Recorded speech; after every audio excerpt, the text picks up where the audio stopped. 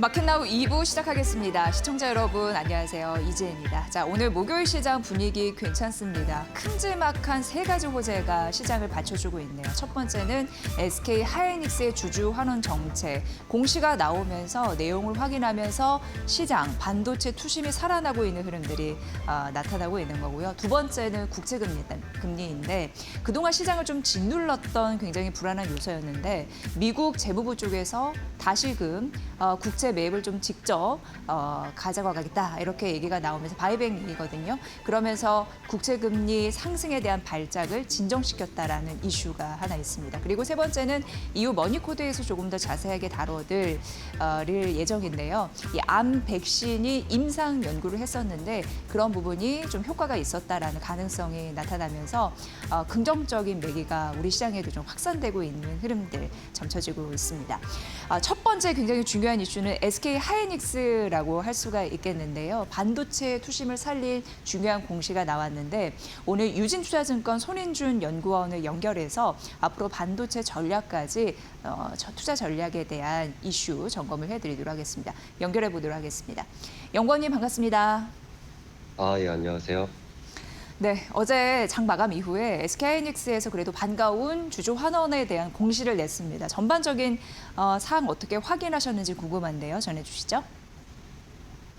네.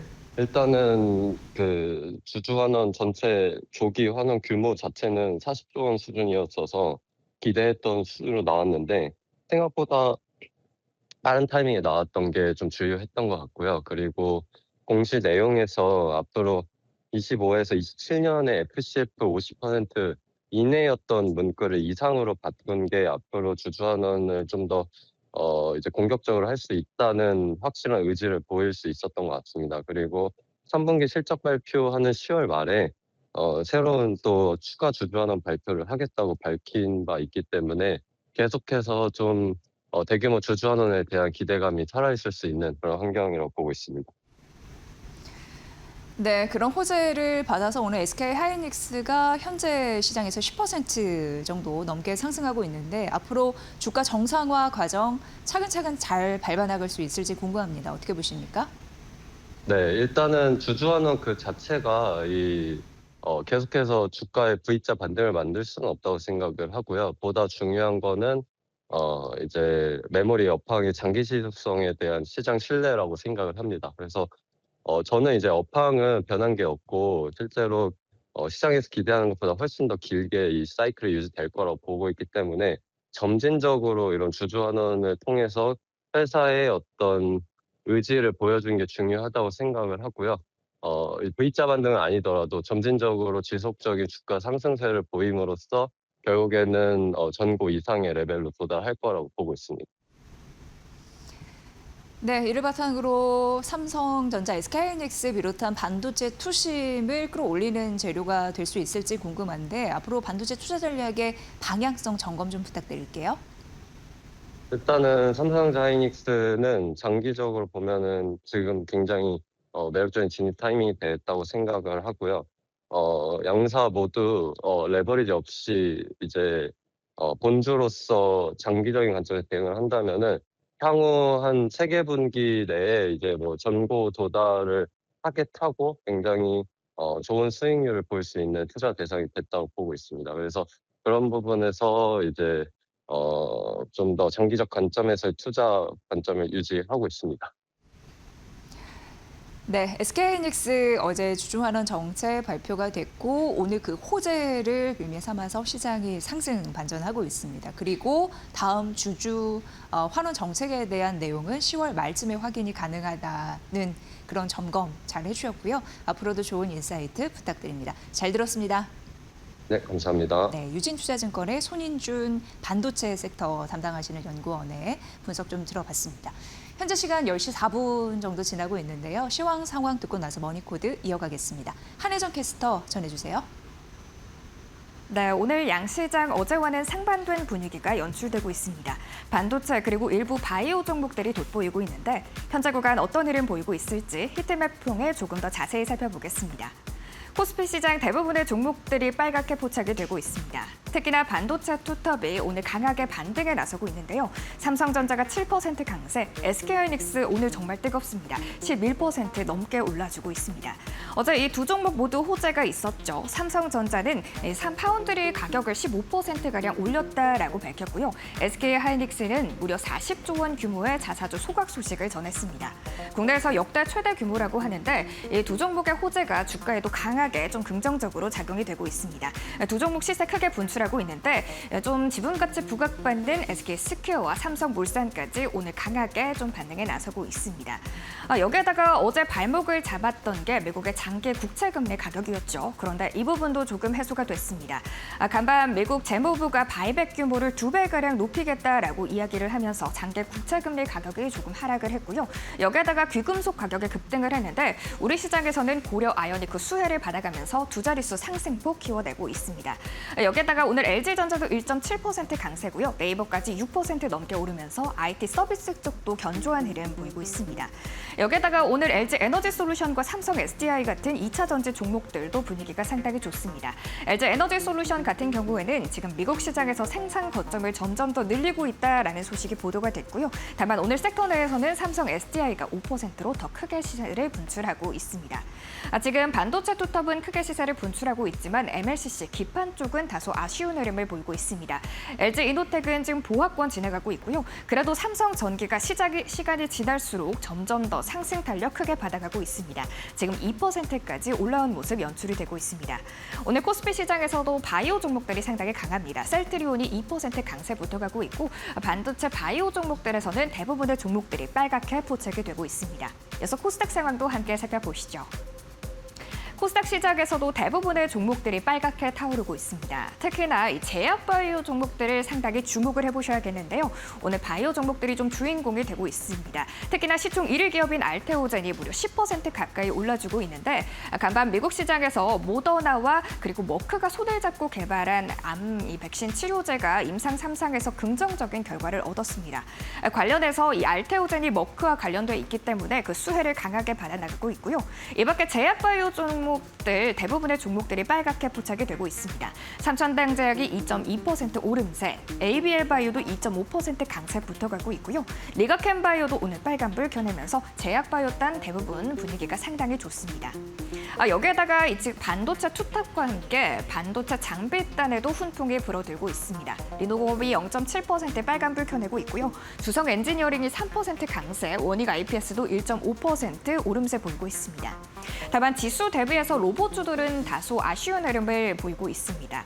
어제 이 중국의 최대 휴머노이드 기업 유니트리가 성공적으로 상장을 했는데 상장 첫날부터 공모가 대비 무려 6배가량 폭등을 했는데 우리 시장에서는 이 부분이 좀 부담으로 작용이 되고 있습니다. 로보티즈가 0.7% 하락세 키워나가고 있습니다. 이렇게 양시장 트레이딩 맵 함께 살펴봤는데요. 지수 상황도 함께 열어보시죠. 지금 양시장 동반 강세 보이고 있습니다. 오늘 코스피가 정말 강한데요. 무려 5% 급등세 보이면서 6,800선 지나가고 있고요. 지금 매수 사이드카도 발동이 됐습니다. 다만 코스닥은 1.6% 상승폭에 그치면서 현재 구간 838포인트 지나가고 있습니다. 이어서 매매 동향도 함께 살펴보시죠. 오늘 코스피 유가증권 시장에서는 외국인이 순매수세로 돌아섰습니다. 1,400억 원 가까이 사들이고 있고요. 기관도 매수로 좀 전환됐습니다. 다만 개인이 홀로 팔아내고 있습니다. 이어서 코스닥 상황도 함께 살펴보시죠. 코스닥 시장에서는 외국인이 홀로 매도를 하고 있습니다. 1,000억 원 넘게 팔아내고 있고요. 그래도 개인과 기관이 지수를 방어해주고 있는 상황입니다. 이렇게 오늘 오전장 분위기 함께 살펴봤습니다. 네, 현재 시간대 삼성전자 7% 그리고 SK하이닉스 11% 시가 대비 상승폭 높이는 양봉의 흐름을 보여주면서 코스피 매수 사이드카가 발동되기도 했습니다. 삼성전자 KB증권에서 리포트를 내놨는데요. 굉장히 긍정적인 의미를 부여하면서 썼더라고요. 좀 소개를 해드리도록 하겠습니다. 지금 미국 하이퍼스케일러들, 근데 이제 삼성전자 같은 경우는 최근 이틀 동안 24만 원 선까지 쭉 떨어지면서 그동안의 급등세를 반납하는 굉장히 저조한 그런 주가 움직임을 보이다가 다시금 이제 반등하는 그런 상황인데 이유는 AI 투자에 대한 불확실성 때문에 주가가 떨어지는 흐름들이 있었습니다. 그런데 미국 하이퍼스케일러들의 AI 투자는 지속이 될 가능성이 있다라는 부분과 더불어서 AI 투자하려면 자금 조달이 굉장히 중요하잖아요. 그래서 이러한 기업들이 회사채를 발행하면서 금리에 부담을 줬고 워낙 국제금리 상승에 따라서 시장이 굉장히 긴장을 했기 때문에 그 국제금리 고공행진에 따른 삼성전자 주가 조정 이런 부분이 굉장히 몸살을 앓았던 건데 KB증권에서는 미국 10년물 금리를 반영하는 게 약 0.3%포인트밖에 안 돼서 사실상 국제금리 상승에 따른 그런 주가 조정은 영향이 제한적일 것이다라고 얘기를 했습니다. 그러니까 전반적으로 다시 정리를 해드리면 AI 투자가 활성화되면서 여러 가지 회사채 발행이 되는 미국 하이퍼스케일러들의 흐름들이 있는데 그들이 국제금리에 영향을 미치는 것이 10년물 금리 기준으로 했을 때 0.3%포인트 정도여서 사실상 영향은 제한적이다라는 데이터를 제시를 한 거고요. 이제는 삼성전자나 메모리 반도체에 투자할 때 여전히 핵심은 금리에 대한 부분을 잘 딛고 AI 투자를 했을 때 수익화를 잘 낼 수 있는지 그 여부에 달려 있다라고 얘기를 했습니다. 그러면서 여러 가지 이제 빅테크 기업들, 하이퍼스케일러들 실적 발표를 하면은 컨퍼런스 콜을 열잖아요. 그 부분을 확인해 봤을 때 AI 투자를 하면 그 금액을 회수하는 게 3년 이내에 가능하다라는 그 가능성이 점차적으로 높아지고 있는 것을 확인할 수 있었다라고 얘기를 합니다. 특히 하이퍼스케일러들의 클라우드도 마찬가지입니다. 이 캐파가 28년까지 사실상 예약이 꽉 찬 상태로 완판 상태이다라는 얘기도 놓치지 않았습니다. 메모리뿐만 아니라 클라우드도 비슷한 흐름을 가지고 오고 있는 상황인데요. 이게 클라우드 수요가 자꾸 뒤로 이연되고 있거든요. 그러니까 2026년 물량은 내년 2027년으로 그리고 2027년 물량이 2028년으로 지속적으로 이연이 되고 있는 상황인데 메모리 반도체와 비슷하게 클라우드 역시 도미노 현상이 일어나고 있다. 이건 이제 메모리 업체의 이제 긍정적인 겁니다. 그런 흐름으로 가고 있는 상황입니다. 삼성전자가 과거에 보면은 40% 이상 급락한 이후에 재반등한 흐름들이 나타나고 있거든요. 그러니까 대표적으로 2008년도가 그랬고 2022년도, 2024년도, 2026년도 최근 있었습니다. 모두 이 네 차례가 40% 이상 급락을 했었습니다. 그런데 그 이후에 한 달, 3개월, 6개월 시차를 두고서는 반등을 한 상황이거든요. 근데 최근에 49% 급락을 했단 말이죠. 그러한 흐름으로 봤을 때 지금 포인트는 중장기적으로 상승할 수 있는 굉장히 중요한 시점이자 중요한 점이다라고 얘기를 했습니다. 그리고 SK하이닉스 주주 환원 정책에 대해서 앞서서 손인준 연구원의 저희가 전략적인 분석도 들었던 바 삼성전자 역시 굉장히 통 큰 배당, 통 큰 주주 환원 정책 이런 부분으로 고배당주로 인식이 되고 있는 흐름들 최근 시장에서 묻어나고 있는 상황인데요. 2024년부터 올해까지 3개년을 추적을 해봤을 때 특별 배당 같은 경우에는 최소 100조 원 플러스 이상이 될 것으로 가늠해 볼 수 있습니다. 그래서 지금 이 시점 삼성전자를 바라봤을 때 KB증권의 얘기입니다. 재평가 시점, 강력한 매수 촉매제가 될 가능성이 여기 주주환원 정책에서 나오고 있다는 말씀 좀 드리도록 하겠습니다. 그리고 앞서서 손인준 연구원도 얘기를 했듯이 SK하이닉스가 어제 장 마감 이후에 주주환원 정책 공시를 했고 이제 10월 말쯤에 또 다른 주주환원 정책에 대한 내용을 우리가 확인해 볼 수 있을 것 같습니다. 역시나 삼전 닉스를 필두로 해서 이 배당, 주주환원 정책은 주가의 상승 촉매제 역할을 할 가능성이 굉장히 크다라는 점에서 여러분 잘 눈여겨보시면 될 것 같습니다. 이게 결국 우리 증시의 반등 모멘텀이 되어줄 수 있을지 궁금해지는 대목입니다. 자, 그리고 우리가 8월 말에 한 26일, 27일 정도 예정이 되어 있는데 엔비디아의 실적 발표 대기를 하고 있습니다. 그쪽에서도 이제 SK하이닉스의 주주 환원 정책에 대한 공시가 나온 바 실적에 대한 포인트가 엔비디아 쪽으로 쏠릴 가능성이 있는데요. 이에 대해서 굉장히 또 분석을 잘하신 그 분, 그러니까 리포트가 있더라고요. 그래서 직접 연결을 해보도록 하겠습니다. LS증권의 황산혜 선임연구원을 연결합니다. 연구원님 반갑습니다. 네, 안녕하십니까. LS증권 황산혜 선임연구원입니다. 네, 이제 투자자들이 8월 27일 엔비디아 실적 발표 주목을 할 차례입니다. 어떤 관전 포인트가 있을지 살펴주세요. 네, 아무래도 이번 실적도 언제나처럼 좋은 실적이 예상이 되고 있습니다. 다만 저희가 말씀드리는 부분은 이 실적을 받아들이는 시장 환경이 가장 중요하다고 말씀드리고 있는데, 우리가 그동안 최근 8개 분기 실적에서 7번의 주가 반응이 안 좋았던 그런 환경을 고려한다면은 이번 실적 역시도 주가 반응을 예상하기 위해서 좀 현재의 매크로 환경과 또는 이제 중동의 사태 이런 부분들을 좀 고려해볼 필요가 있지 않겠나 이렇게 좀 말씀드리는 그런 자료를 작성해 봤고요. 지금 같은 경우에는 사실 유가 상승기, 즉 불확실성과 비용적 부담이 강해지는 시기에서 AI 버블론의 우려가 상당히 좀 강하게 시장에 작용을 하고 있습니다. 좀 유가 상승기에서 특징이 뭐냐면은 빅테크들의 또는 이제 테크 기업들의 CDS 부담이 증시에 반영이 되면서 전반적인 AI 버블론과 시장이 동조화되는 흐름이 보였었거든요. 이런 환경이 발생한다면 엔비디아 실적이 잘 나오더라도 엔비디아 실적 자체가 AI 사이클 단의 비용이라든지 버블론의 그런 계기로 해석이 될 수 있는 여지가 있기 때문에 엔비디아 실적을 시장이 좋게 받아들이기 위해서는 매크로 환경 개선이 먼저 되어야 된다. 이런 부분들을 말씀을 드리고 있고요. 두 번째로 말씀드리는 부분들은 엔비디아 이익이 향하는 곳이 향후에 좀 넥스트 테마를 좀 시사할 수 있지 않을까 이렇게 말씀을 드리고 있는데, 엔비디아 같은 경우에는 아무래도 순환 금융의 중심이다 보니까 엔비디아 관련된 생태계의 확장성이 엔비디아가 벌어들이는 이득에 상당히 좀 동조화되어 있는 부분들이 있습니다. 즉 엔비디아의 이익이 이런 엔비디아 생태계의 지속 가능성과 연결이 되면서 우리가 빅테크들의 캐펙스가 반도체 호재인 것처럼 엔비디아의 이익과 엔비디아의 투자 금액이 생태계 전반의 지속 가능성을 증명을 하게 되는 부분들을 주목해 볼 필요가 있다. 이렇게 말씀드릴 수 있을 것 같습니다. 네, 그럼 연구원님, 앞으로 스포트라이트는 어느 쪽을 향할지 굉장히 궁금해지는데 투자 전략 포인트도 함께 짚어주세요. 네, 이번 같은 경우에도 아무래도 엔비디아의 자체의 주가보다는 생태계에 대한 그런 반응이 좀 더 좋을 것으로 예상을 하고 있는데요. 일단 첫 번째로는 엔비디아의 파트너사들 또는 순환금융의 참여자들을 좀 말씀을 드리고 있고, 대표적으로 최근에 루멘텀이라든지 코이런트와 같은 엔비디아와 전략적인 투자의 그런 연결성이 있는 기업들이나 아니면은 이제 뉴스케일 파워라든지 코어위브 또는 이런 부분들, 이런 종목들까지도 좀 엔비디아 실적에 따른 호재가 남길 수 있지 않을까 말씀드리고 있고요.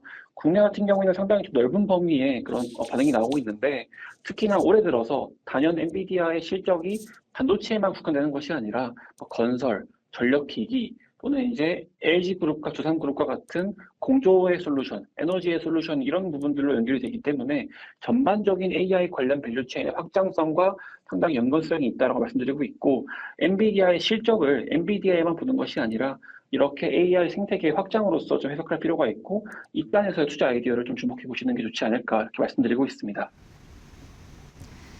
네, 이제 투자자 여러분이 주목해야 할 엔비디아 실적 발표의 포인트 오늘 쫙 정리를 해드렸으니까 참고하시면 도움이 많이 되실 것 같습니다. 연구원님 잘 들었습니다. 네, 감사합니다. 네, 황산혜 LS증권 선임연구원의 리포트, 오늘 아침에 나온 리포트거든요. 살펴드렸습니다. 잘 참고해 보시면 좋을 것 같고요.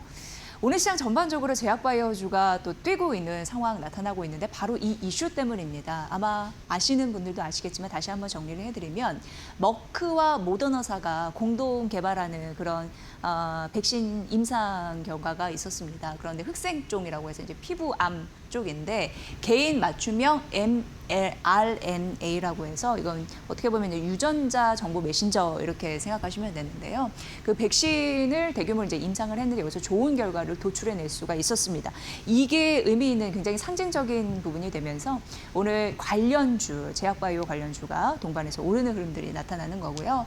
보니까 종양이 이제 재발도 되고 이제 전이도 되는데 그런 부분을 억제하는 효과가 있다라는 임상 결과를 발표를 한 겁니다. 그리고 국소적으로 이런 암을 드러냈을 경우에 재발하는 환자가 많이 있을 수가 있는데 그 재발 위험이 있는 환자 1,000명 이상을 대상으로 한 임상 결과에서 유의미한 결과를 이제 도출해낸 거라서 이게 굉장히 긍정적인 모멘텀이 됐다라고 말씀을 드리고요.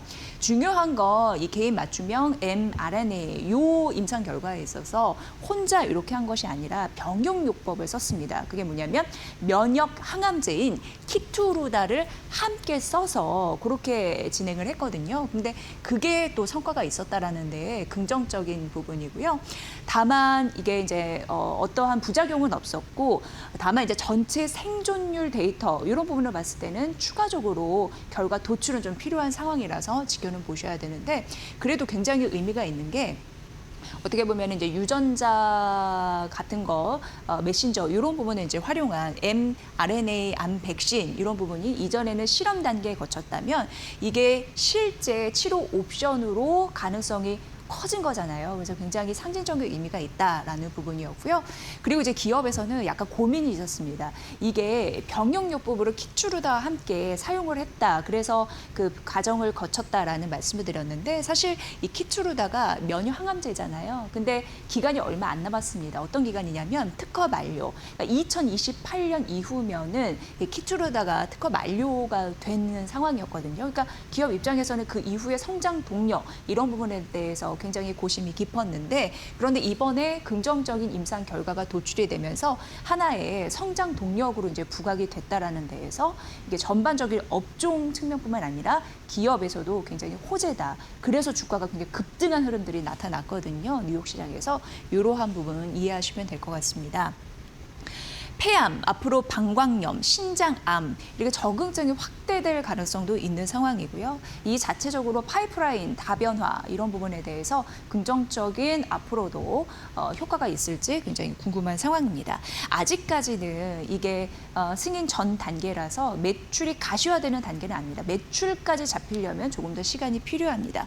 그리고 사실 로슈나 바이오엔테크 같은 경우에는 대장암 쪽, 췌장암 쪽 경쟁 백신을 개발 중이어서 이게 독점적인 구조를 형성할 가능성은 좀 제한적이다라고 하더라고요. 그럼에도 실제 치료 옵션에 대한 가능성을 높였고, 그리고 키투루다 다음에 대한 성장 모멘텀을 확보했기 때문에 굉장히 의미가 있다라고 평가를 하면서 단기적인 펀더멘털 개선에 큰 효과는 없을지라도 의미 있는 부분이 있고, 앞으로 투자 포인트는 뭐냐면 정량 데이터 이런 부분에 대한 임상 결과가 도출이 됐을 때, 그리고 후속 임상 결과를 발표했을 때 이 부분이 주목된다라고 언급을 했습니다. 아니나 다를까 오늘 머크와 모더나산의 암 백신 혁신 이슈가 있은 이후에 관련주들이 급등하는 흐름들이 장 초반부터 보였거든요.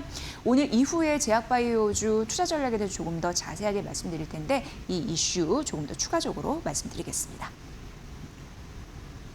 네, 이제 방산주 비중 확대를 해야 된다라고 하면서 대신증권에서 꽤 긴 리포트를 제시를 했는데요. 뭐 대표적으로 딱 떠오르는 거 하나 에어로스페이스입니다. 최근 긍정적인 모멘텀이 있었죠. 왜냐하면 미국 쪽에서 자주포 사업을 수주를 했는데 이게 우리나라 입장에서는 굉장히 의미가 있는 게 국내 체계 중 최초라고 할 수 있고 지상 방산에 대한 경쟁력을 입증했구나라는 걸 확인할 수 있었습니다. 그래서 하나 에어로스페이스 입장에서는 단기적으로, 중기적으로 성장 매력이 좀 부각되고 있는 시점이다라고 보시면 될 것 같고요. 방산주 중에 대신증권에서는 탑픽으로 언급을 했습니다. 현지 투자나 기술 이전 기반으로 한 그런 사업들 기대가 되기 때문에 아무래도 미국 사업에 대한 진출 기회는 클 것으로 보여지고요. 그동안 뭐 지상 방산 관련해서 이게 이제 필리 조선소 이슈나 뭐 장약, 이게 이제 탄약 이런 부분이 있는데 이런 부분에 대해서 미국뿐만 아니라 나토 그리고 서부 쪽 이런 부분에 대해서 추가 수주에 대한 가능성도 앞당길 수 있는 굉장히 중요한 요소였기 때문에 긍정적으로 파악이 됐습니다. 그리고 이걸 한번 해내고 나니까 그동안 미국과 영국이 50년 동안 독점했던 그런 세계를 우리가 깨고 들어갔다라는 데에 긍정적인 의미를 또 부여를 하더라고요. 미국이 K9에 대한 자주포를 선택을 함으로써 앞으로 다각화될 것으로 예상이 됩니다. K9 차륜, 궤도형, 레드백, 이거는 이제 보병을 싣고 가는 이제 장갑차의 느낌이 있는 그런 전술이잖아요. 그런 부분으로 파생이 되면서 K 방산에 대한 그런 존재감, 입증을 확실히 했고 앞으로도 추가 수주죠. 그런 부분에서 방산주 비중 확대 전략 유효하다라는 부분 얘기했으니까 이 부분 참고해 보시면 될 것 같고요.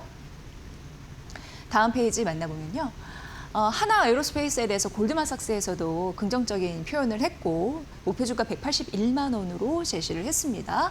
일단 이 부분은 앞서서 얘기를 했는데 사실 이제 하나 에어로스페이스가 미국 자주포 사업 이런 부분에 이제 수주를 한 거는 어떻게 보면은 굉장히 의미 있는 게 굉장히 국지의 경쟁사들을 물리치고 우리가 들어간 거기 때문에 유의미하다라고 얘기를 했습니다. 그리고 여러분 아시다시피 하나그룹 같은 경우에는 캐나다 잠수함 수주에 실패 쓴맛을 봤잖아요. 그래서 어떻게 보면 이러한 것들이 K 방산에 대한 우려, 리스크로 좀 작용을 했었는데 이를 뒤집을 수 있는 요인이 바로 이쪽에서 나왔다라고 언급을 하더라고요. 하나그룹 같은 경우에는 앞으로 동유럽에 이어서 서유럽, 중동, 미국으로 확장될 수 있는 가능성을 열었고요.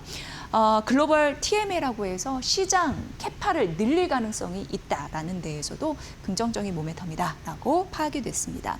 K방산 수주 펀더멘털은 흔들리지 않는 흐름들 보여줌으로써 그럼에도 불구하고 글로벌 평균 대비해서 그 경쟁사 대비해서 훨씬 저평가됐다라고 언급이 되더라고요. 그래서 하나 에어로스페이스는 골드만삭스가 보기에도 현재 매력적으로 진입할 구간이다라고 판단하고 있는 듯합니다. 이 부분 챙겨보시면 될 것 같습니다.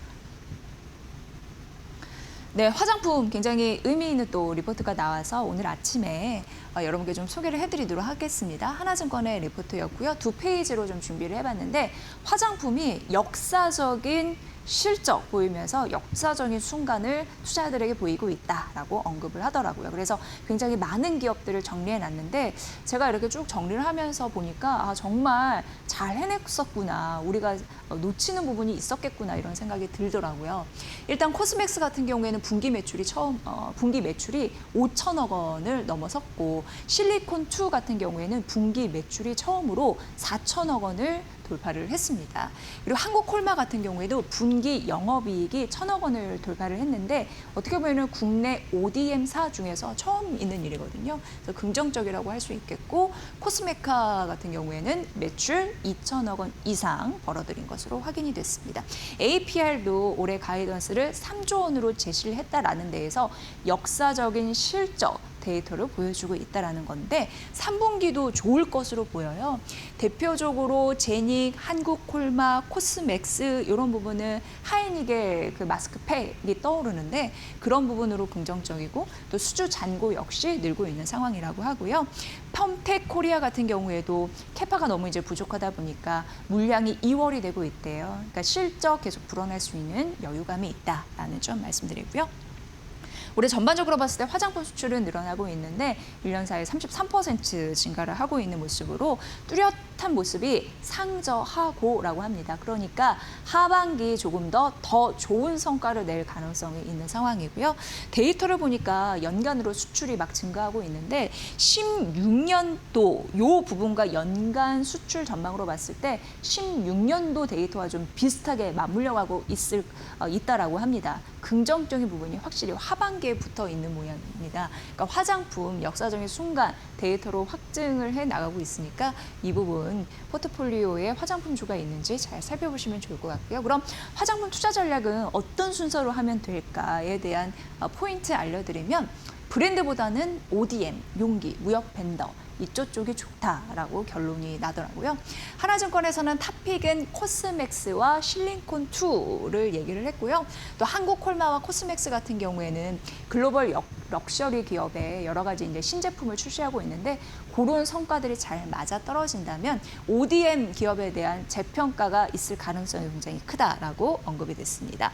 그리고 제니, 코스맥스, 코스메카, 하이드로겔 마스크 앞서서 말씀드린 거 수혜주이고요. 브랜드에서는 아무래도 아모레퍼시픽이 최선호주로 꼽힌다라고 언급이 됐습니다. 다만 APR과 달바글로벌 같은 경우에는 주가 고점에 대한 부담감은 일부 가져갈 수밖에 없다라고 언급이 됐습니다. 브랜드보다는 ODM 기업 이쪽에 대한 투자 포인트 조금 더 좋으니까 이 부분 살펴보시면 될 것 같습니다. 네, 그동안은 좀 괜찮은 흐름들이 있었는데 유진투자증권이 현대차의 목표 주가는 좀 깎았더라고요. 근데 그럴 만한 이유가 있었습니다. 75만 원으로 목표 주가를 하향했는데 이유를 보니까 물론 이제 현대차에 대한 긍정적인 모멘텀은 있는데 왜 내렸나 보니까 글로벌 경쟁 업체들의 주가가 조금 떨어지면서 전반적으로 업황에 대한 그런 부분 때문에 좀 낮춘 것으로 확인이 됐고요. 실적 개선은 4분기에 본격화될 것으로 보여요. 그러니까 3분기 같은 경우에는 약간 실망하실 수도 있습니다. 하지만 4분기에 이제 다시금 이제 본격화되는 흐름들은 나타날 수 있다고 합니다. 현대차 그룹주 얘기 드리면서 신차 모멘텀 많이 얘기를 해드린 것 같아요. 근데 하반기 아반떼, 투싼 이런 부분, 그랜저 하이브리드 같은 경우에도 투입이 될 텐데 이제 문제는 노사 협상에 대한 지연, 파업 이런 부분 그리고 신차 판매에 대한 이제 실적은 이후에 나올 테니까 그런 부분은 좀 시기가 좀 지연되잖아요. 그런 리스크는 있다라고 보여지고 있습니다. 다만 26일에 CEO 인베스터 데이가 열리거든요. 그런데 장기 성장 전략이나 미래 신사업 같은 코드, 내용 이런 부분이 아마도 CEO 인베스터 데이에서 발표되지 않을까 26일에 요걸 좀 주목해 보시면 도움이 되실 것 같습니다. 그래서 로보틱스 등 신규 모멘텀이 장착이 됐을 때 주가 반등 탄력이 좋을 텐데 이런 부분이 26일에 나올 수 있을지 관전 포인트고요. 이런 미래 성장 동력이 장착돼야지 그리고 실제 데이터를 투자자들이 봐야지 그 믿음 갖고 이후에 주가 반등이 좀 나타날 가능성이 높다라고 보여집니다. 그래서 현대차는 좋긴 한데 기다림이 약간 조금 더 길어지지 않을까에 대한 뉘앙스 이런 부분이 있었고요. 75만 원으로 목표 주가는 좀 하향됐다는 점 말씀드립니다. 유진투자증권의 리포트까지 알아봤습니다. 네, 오늘 매수 사이드카까지 좀 발동된 그런 시장이었는데요. 여러 가지 3대 호재는 잡히고 있는 상황입니다. 뒷심을 잘 발휘해서 이번 주장 잘 마무리할 수 있을지 궁금한데 2대1이 온 김태훈 파트너 연결을 해보도록 하겠습니다. 안녕하세요. 네, 안녕하세요. 네, 오늘 시장 어떻게 보십니까? 네, 어제 장 종료 후에 SK하이닉스가 40조 원대 자사주 매수와 소각을 공시했습니다. 그러면서 다행히 이제 눈길은 삼성전자를 향하게 됐죠. 이 SK하이닉스도 그렇고 삼성전자도 그렇고 실적은 이미 두말할 필요 없이 실적이 어닝 서프라이즈를 나타내고 있는데요. 주주 환원책에 대해서는 아직까지는 좀 얘기가 없었다가 어제 SK하이닉스가 40조 원대 우리 증시 사상 가장 많은 그 금액으로 자사주 취득과 소각을 발표를 했습니다. 여기에 삼성전자도 아마 그에 준하는 정도의 자사주 취득과 소각을 발표할 가능성이 큰데요. 이렇게 되면 양사가 약 80조에서 약 100조 정도를 시장에 유동성을 공급해주는 역할을 하게 됩니다. 그렇게 되면 이러한 시장의 유동성이 공급되는 부분들은 다른 무엇보다도 국내 기관이나 외국 투자자들은 차익 실현의 기회가 될 수도 있지만 개인 투자자에게는 매수의 기회가 될 수 있겠죠. 그런 면에서 이 유동성이 향후 우리 시장에 들어온다는 부분을 잘 기억하시면서 지금 1분기, 2분기, 지금 상반기 실적을 발표하는데요. 이 실적이 좋은 종목들을 잘 고르셔야 됩니다. 자, 그리고 지금 미국 시장에서 모더나가 mRNA 암 백신 임상 성공을 했다고 해서 하룻밤 사이에 177%나 급등을 했습니다. 그러면서 이 모더나가 적자 회사였기 때문에 여기에 대해서 그 공매도를 했던 이 공매도 세력들은 하룻밤 사이에 50억 달러가 넘는 큰 손실을 뒤집어 썼죠. 그러면서 결국은 주가가 하룻밤 만에 우리처럼 상한가가 없기 때문에 177%나 급등할 수 있었던 것은 이 공매도 세력들의 숏 시키즈가 좋았기 때문입니다. 그렇기 때문에 이러한 공매도 세력들이 이 태세를 바꿀 때 시장에서 이 많은 주가 급등이 나타날 수 있다는 부분을 좀 봐주실 필요가 있고 이거는 고스란히 우리 증시에서도 반복될 수 있는 일입니다. 물론 우리는 상한가 폭이 있기 때문에 이렇게 급격하게 쇼키즈가 들어오지 않겠지만 그래도 공매도를 많이 쳤던 종목들, 즉 고점 대비해서 낙폭이 큰 종목들에 대해서는 이제 한번 관심을 가져야 한다는 것이죠. 대표적으로 비트코인 관련해서 미국 백악관에서 비트코인 관련된 이 법을 바꾸라고 이제 법에 이제 입법을 하는 부분에 대해서 지금 푸시를 하고 있는데요.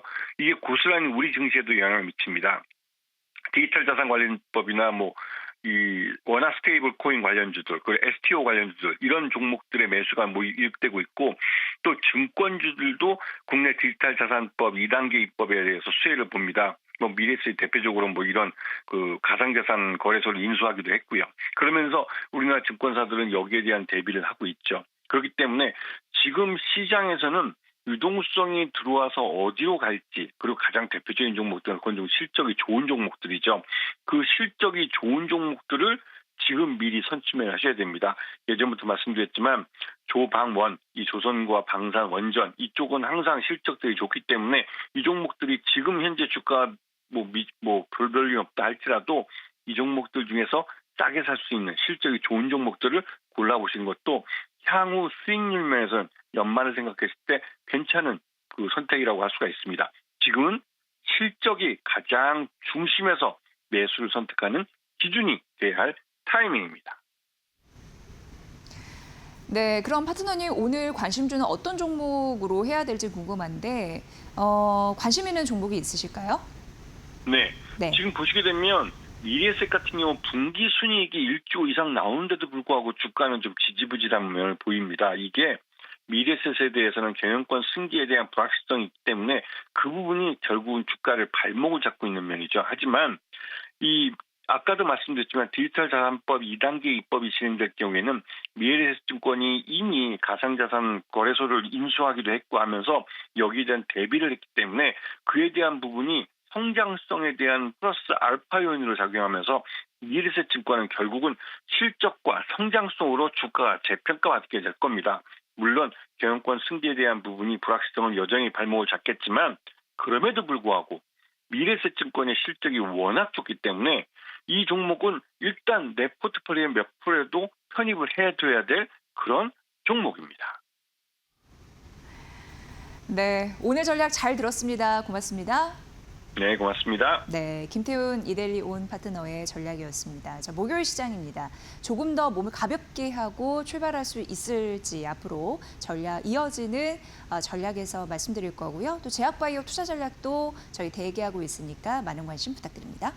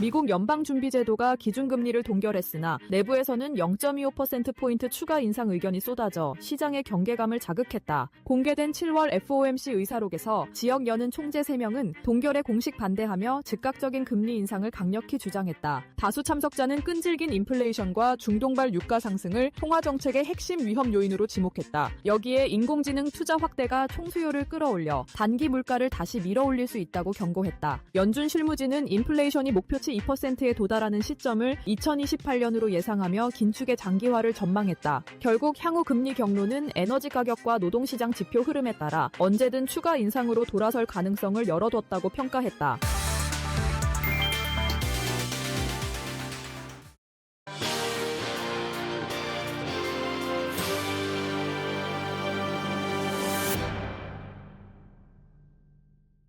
코스피가 6,800선 위까지 좀 올라갔습니다. 주가 정상화 과정이 만만치는 않은데 그래도 오늘은 3대 호재가 버무려져 있다 보니까 시장에 조금 더 여유는 있는 듯하네요. 오늘 이 시간 박찬윤 GL 리서치 대표 모셨거든요. 시장의 흐름들 쭉 점검해드리도록 하겠습니다. 대표님 안녕하세요. 네, 안녕하세요. 다행이에요 오늘 그렇죠. 여러 가지 이제 호재가 있는 상황인데. 그쵸. 일단 어제까지는 시장이 굉장히 부담됐던 건 장기 국채 금리다 이런 얘기를 했는데 약간은 진정이 됐습니다. 바이백 이런 얘기가 나오고 있습니다. 그렇죠. 어떻게 보셨어요?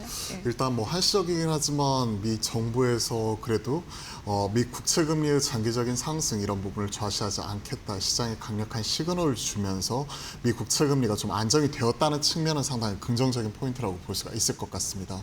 어제 다시 한번 매도 사이드카 시장이 크게 흔들리는 가운데 최근에 저점 대비해서 한 37% 정도 코스피 지수가 올라왔는데 매도 사이드카 이후에 지금 상승폭을 상당 부분 반납을 하면서 시장 우려를 키웠던 게 사실이죠. 그리고 그 조정은 빌미로서 작용을 했던 게 사실 지금 최근 3개월 이상 미국채 30년물은 5.3% 그리고 10년물은 4.7% 전후에서 왔다 갔다 하는 모습이 나타났었는데 고금리 때문에 이렇게 빠진다? 저는 사실 이해하기는 어려웠거든요. 하지만 이러한 부분을 미국에서도 어느 정도 인지를 한 이후에 시장에서 강력한 시그널을 주었다는 거죠. 미 재무부에서 장기채 바이백 9월 9일부터 11월 4일까지 30년 그러니까 그 10년에서 30년물을 해당 매입 한도를 기존에 20억 불에서 최소 40억 불로 2배 이상 증액을 하면서 미국채 장기채 금리 중심으로 빠졌다는 게 특징입니다.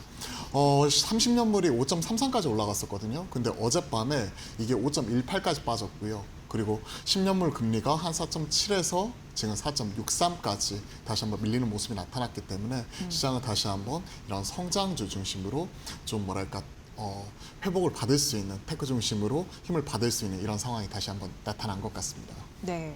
오늘 뭐 앞서서 머니코드에서도 언급을 해드렸는데 삼성전자 같은 경우에도 국제금리 고공행진 여파 때문에 조정을 받았습니다만 뭐 여러 가지 봤을 때 뭐 미국 AI 투자 하이퍼스케일러들의 그런 회사채 발행 이슈가 미 10년물 국제금리의 0.3%포인트밖에 영향을 안 주니 사실상 제한적일 것이다. 이런 게 또 인상적이었더라고요. 그쵸. 그래서 그런지 반도체 주도 뭐 SK하이닉스의 영향도 있지만 투심이 좀 회복되는 흐름들이 보여주곤 있긴 하네요. 그렇죠. 예. 아무래도 이제 국채금리의 상승이 이런 테크에 좀 부담으로서 작용할 수 있는 부분이고 할인율이 올라가는 부분은 향후의 미래의 현금 흐름을 현재화시키는 주식의 가치 평가 측면에서 상당히 부담 요인으로서 작용할 수 있는 부분이죠. 하지만 이런 국채금리의 상승이 수요 둔화로서 바로 연결이 되는 부분이 아니고 앞에서 제시해 주셨던 대로 대략 0.3%포인트밖에 지금 차지하지 않을 정도로 좀 제한적이라는 부분 이런 것들을 생각을 하게 된다면 결국은 제자리를 찾아갈 수 있다고 생각을 하고 있습니다. 특히나 시장에서는 이와 발맞추어서 하이닉스 이런 대규모 이런 주주 환원책 이런 부분 자체가 나타나면서 시장에 강력한 시그널을 주었고 그리고 미국에서도 모더나를 중심으로 이런 바이오테크 가시적인 성과를 바탕으로 한 이런 흐름이 나타났기 때문에 사실 오늘 아침에 저 상당히 기대를 했었거든요. 네네네. 반도체와 바이오 중심의 예. 좀 이런 갭 상승 이후의 추가적인 강세 흐름. 하지만 시장의 투심이 좀 시계가 바이오에서 다시 한번 테크 쪽으로 좀 흘러 들어가는 모습이 국채금리 하락과 더불어서 같이 나타나고 있기 때문에 이러한 변화 흐름도 같이 한번 주목할 필요가 있을 것 같습니다. 네. 거의 뭐 요즘에는 시장이 오르고 내리고 금리와 반도체 투심이 잘 엮여가지고 네. 움직이기 때문에 이걸 첫 번째 질문을 좀 드렸고 사실 금리도 금리인데 전쟁 변수는 여전히 달아나는데 몇 개월 동안 지금 굉장히 고민입니다. 근데 네. 유가가 쉽게 떨어지려나? 계속 그런 장기적인 의심이 드는데 그쵸. 일단 뭐 고유가 장기화에 대한 전략 이런 부분을 우리가 틈새를 놓치면 안 된다라는 생각도 들더라고요. 어떻게 보세요? 한 2달 전이었나요? 그때 네. 호르무즈 잠깐 열렸을 때 그때 국제유가가 빠르게 70불 초반까지 빠지면서 야 60불대 바로 가는 것 아니야 하는 이런 기대감이 있었는데 지금 실상은 국제유가 어제 WTI 기준으로 85불 재차 넘나드는 모습이 나타났습니다. 종전 협상에 대한 이런 협상 이런 부분 자체가 한시적으로 진행이 되고 있는 가운데 아직까지 뭔가 가시적인 결과치 이런 부분이 도출이 되지 않았다는 측면에서 시장에서는 이제는 이런 것들을 변수라기보다는 시장의 하나의 상수로서 작용을 하고 있는 가운데 당장 유가가 문제가 아니라 유가가 장기화되면서 즉 하이어 폴 롱거라는 이런 표현 이런 부분이 나타나면서 이게 향후의 국채금리의 상승과 그리고 FOMC에서 금리 인상까지 그대로 연결이 될 수 있기 때문에 시장 하나의 부담 요인으로서 계속 작용을 하고 있는 것 같습니다. 네. 그 중동 불확실성 이제 전쟁 얘기하다 보면 항상 이제 방산이 따라다니는데 네. 최근 그래도 하나그룹의 하나에어로스페이스가 효자 역할을 좀 해주는 것 같아요. 주가가 막 드라마틱하게 뛰지는 않더라고요. 아직까지는. 그래도 하나에어로스페이스는 이제 방산 쪽 탑픽으로 언급이 되는데 미국 자주포 그거 그렇게 이제 수주한 게 굉장히 큰 의미가 있다면서요. 상당히 좀 예. 큰 의미가 있죠. 그러니까 나토 쪽의 밸류체 내에 우리 하나 에어로스페이스가 이제 편입이 될 수 있다 하는 이런 기대감, 그리고 미국과 유럽의 유수 방산업체들을 제치고 단독으로 선정이 되었다는 측면은 상당히 의미 있는 성과다라고 생각을 하고 있습니다. 최근에 중동 전쟁을 기점으로 해서 LIS 디펜스 앤 에어로스페이스가 확실하게 그런 레퍼런스를 바탕으로 중동과 유럽 쪽으로 수출 물꼬를 트는 모습이 나타났었고, 하나 에어로스페이스 동안 K9 자주포 이런 부분이 미국에서의 향후 3년간의 이런 그 퀄 테스트와 그리고 시험 이런 승인을 거쳐가지고 향후에 이런 부분이 독점적으로 공급하는 모습이 나타나게 될 경우에 장기적으로 이런 재발주와 탄약 같은 소모품이라든지 그리고 향후 MRO까지 이어지는 측면에서 최대 30조 원 규모까지도 그 크기가 커질 수 있다는 부분이 시장에서는 좀 우리가 기대하고 있는 포인트가 되는 것 같습니다.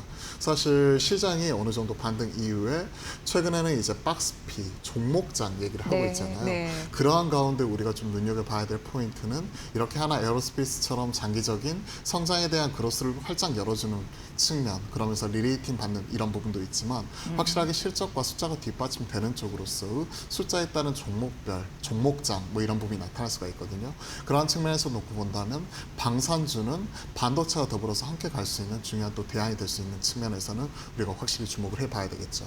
네, 대표님도 탑픽으로 생각하세요? 하나 장기적인 에어로스페이스? 그림에서는 사실은 전 두 종목을 좋아해요. 두 종목? 네. 하나 어떤 걸 것 에어로스페이스, 같으세요? 하나 에어로스페이스, 또 하나는 현대로템? 뭘까요? 아니요, 현대로템보다는 네. LIG 디펜스 앤 에어로스페이스. LIG 디펜스. 이름이 참 길어요. 네. 발음하기 DNA. 어려워요. LIG DNA. 네. 네.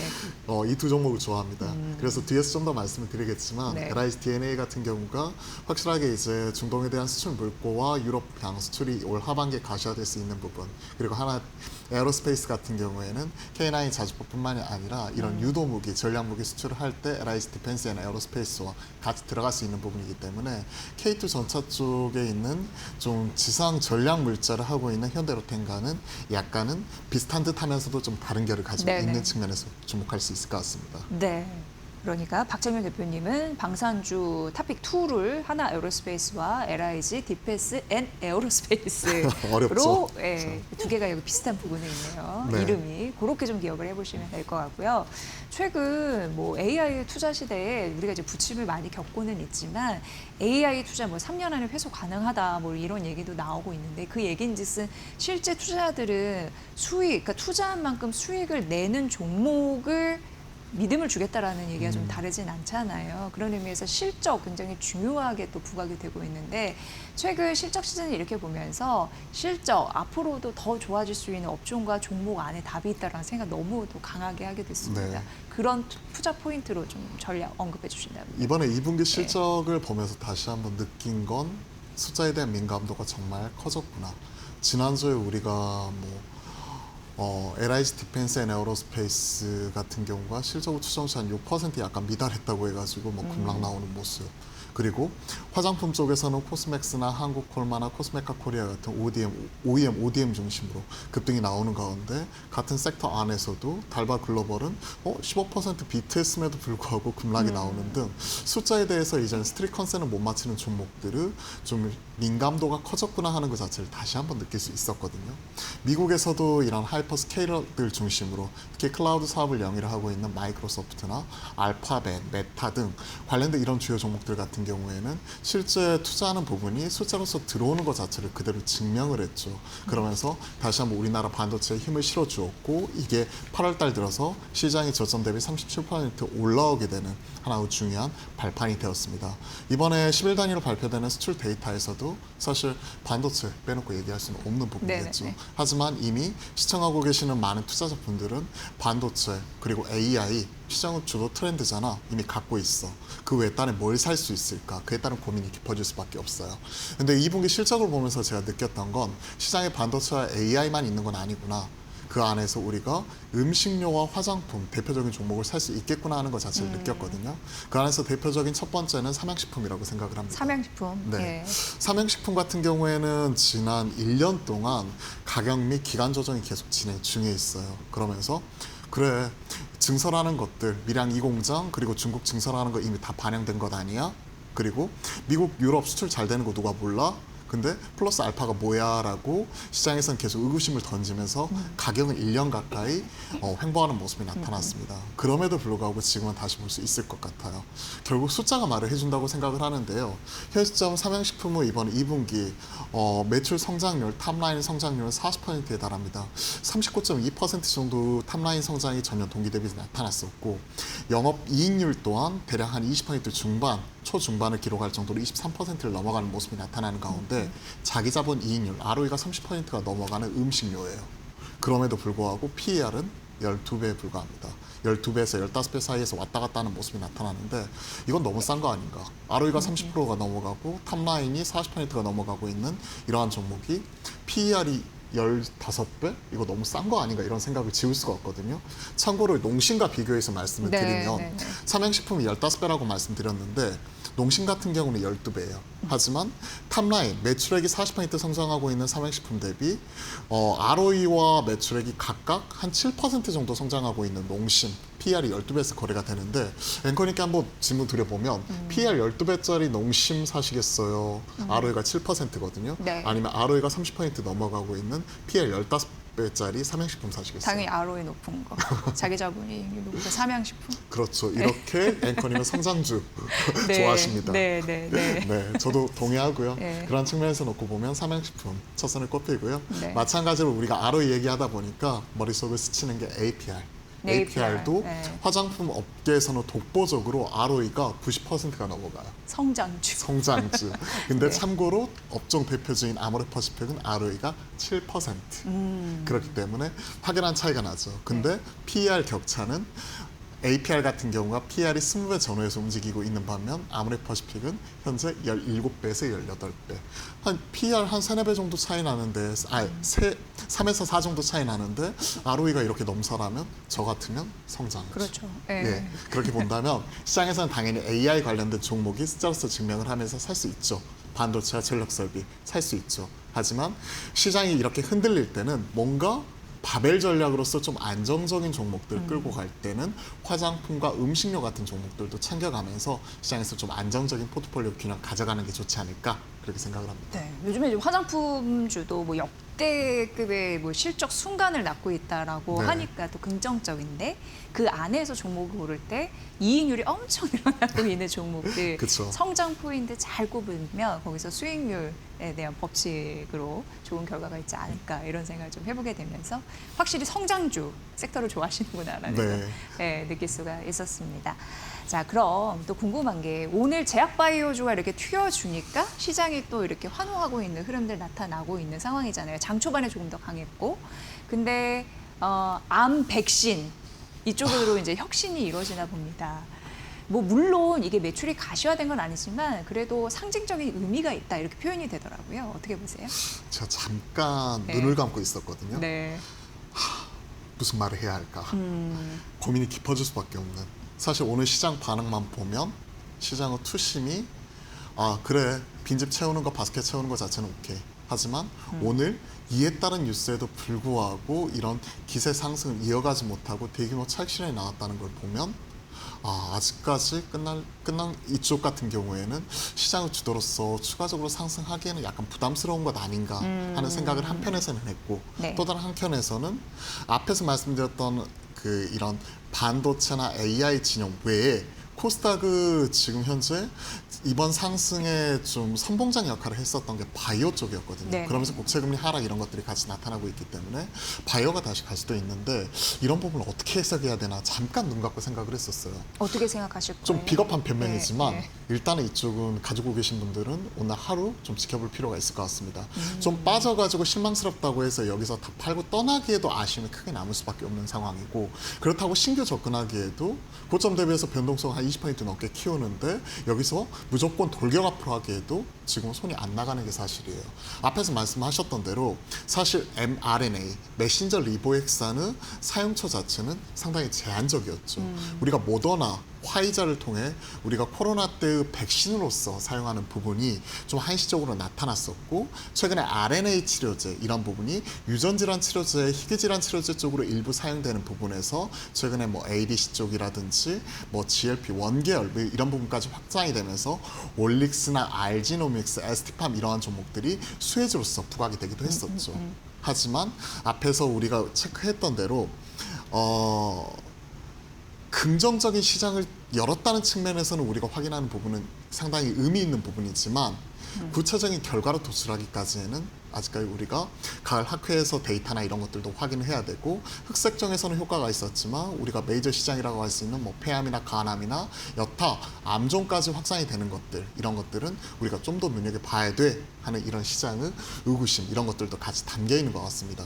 사실 아침에 파미세를 보면서 놀랐어요. 왜요? 기세상한가, 그러니까 예. 우리가 점상이라고 하죠. 예. 점상 딱 찍고 나서 시초가 점상 박수 치면서 야, 얘가 점상 유지를 하는 한 다른 친구들도 키 맞추기 하면서 바이오가 다시 한번 불을 뿜나 보다. 오늘 국채금리 하락도 나타났잖아. 역시 바이오는 한 방이야. 딱 이렇게 생각을 하고 있었는데 아니, 갑자기 하락 VI 땅땅 걸리면서 이렇게 하락하는데 이게 이렇게까지 빠질 일인가.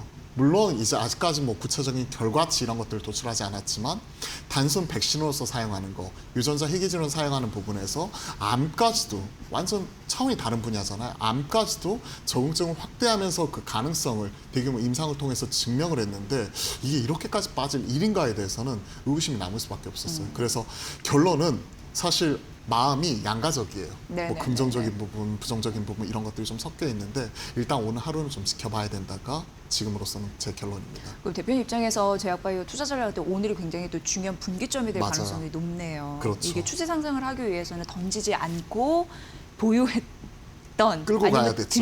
다시 들어오건 이래야 되는데 네. 매물이 나왔다는 거, 음봉의 자체가 약간 불안하다라는 느낌. 그렇죠. 그런 부분이 네. 투심적인 측면에서는 예. 아직까지는 좀 힘이 빠지는 모습이기 때문에 불안하다. 하지만 새로운 가능성을 제기를 했고, 그리고 제약바이오가 최근 8월 달에 상승장을 이끌어놨던 코스닥의 선봉장이라는 측면, 국채금리 하락 이런 걸 생각을 하면 오늘 하루 이거 빠져가지고 손바뀜 나타나는데 여기서 팔고 떠나면 안 되겠다는 생각, 이 두 가지를 같이 가지고 있습니다. 네, 순환매로 탄탄할까요? 라는 대답을 네. 이렇게 잘 해주셨습니다. 어쨌든 오늘 기점 굉장히 중요하고 주 후반까지 그 뒷심을 과연 지킬 수 있을지가 굉장히 중요하다라고 네. 언급을 해드리도록 하겠습니다.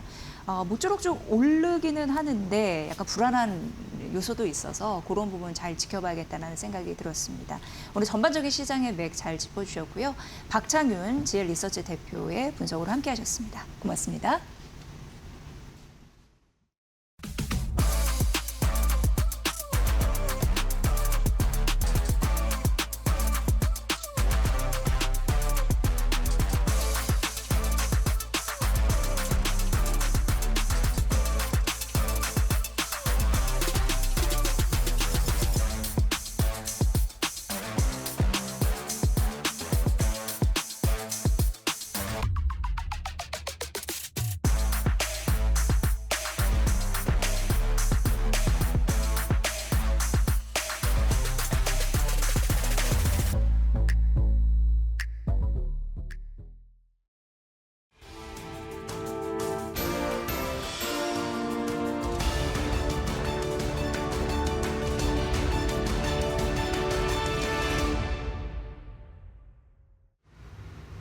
네, 오늘 우리 시장 어제의 낙폭을 회복해 나가고 있습니다. 전거래일에는 이 미국의 국채 금리가 부담으로 작용을 했다면 간밤 전해진 미 국채 바이백 확대 소식에 뉴욕 3대 지수는 모두 상승 마감했는데요.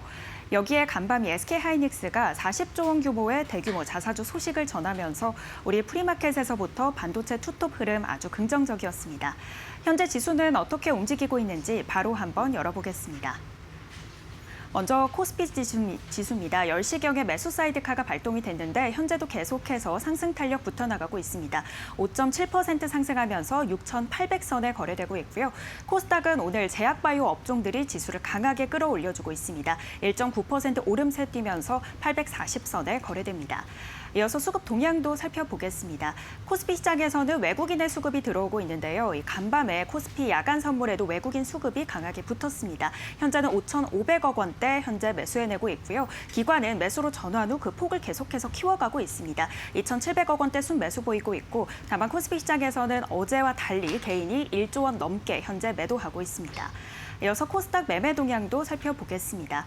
코스닥 시장에서는 개인과 기관이 지수를 이끌어줍니다. 600억 원대, 각각 400억 원대 순매수하고 있고 외국인이 1,200억 원대 현재 물량 덜어내고 있습니다. 원달러 환율도 살펴보겠습니다. 11거래일 만에 1,300원 선으로 내려왔습니다. 개장 초보다 7원가량 오른 1,394원 선에 거래되고 있습니다. 네, 이렇게 오늘 시장 분위기 간단하게 체크해봤습니다. 그렇다면 중요한 투자 뉴스에는 어떤 것들이 있을지 바로 이어서 확인해 보도록 하겠습니다. 도널드 트럼프 미국 대통령이 이란에 대해 전례 없는 규모의 경제 고립 작전에 나서겠다고 밝혔습니다. 트럼프 대통령은 현지 시간 19일 소셜미디어 트루스 소셜에 그 어느 나라를 상대로도 취해진 적 없는 가장 치명적인 경제 작전을 발표한다는 글을 게시했습니다. 또 이란에 자금을 대주는 제3국에 대해서도 막대한 경제적 대가를 치르게 하겠다고 경고하며 국제사회와 이란과의 거래 중단을 압박했습니다. 구체적으로는 석유 밀수, 통화 스와프, 현금 이전, 또 선박 등록 등 기존 제재를 피하기 위한 이란과 제3국 간의 거래 방식을 거론했습니다. 이번 조치는 이란뿐 아니라 이란과 거래하는 제3국까지 압박해 자금줄과 제재 우회 통로를 차단하려는 것으로 풀이됩니다.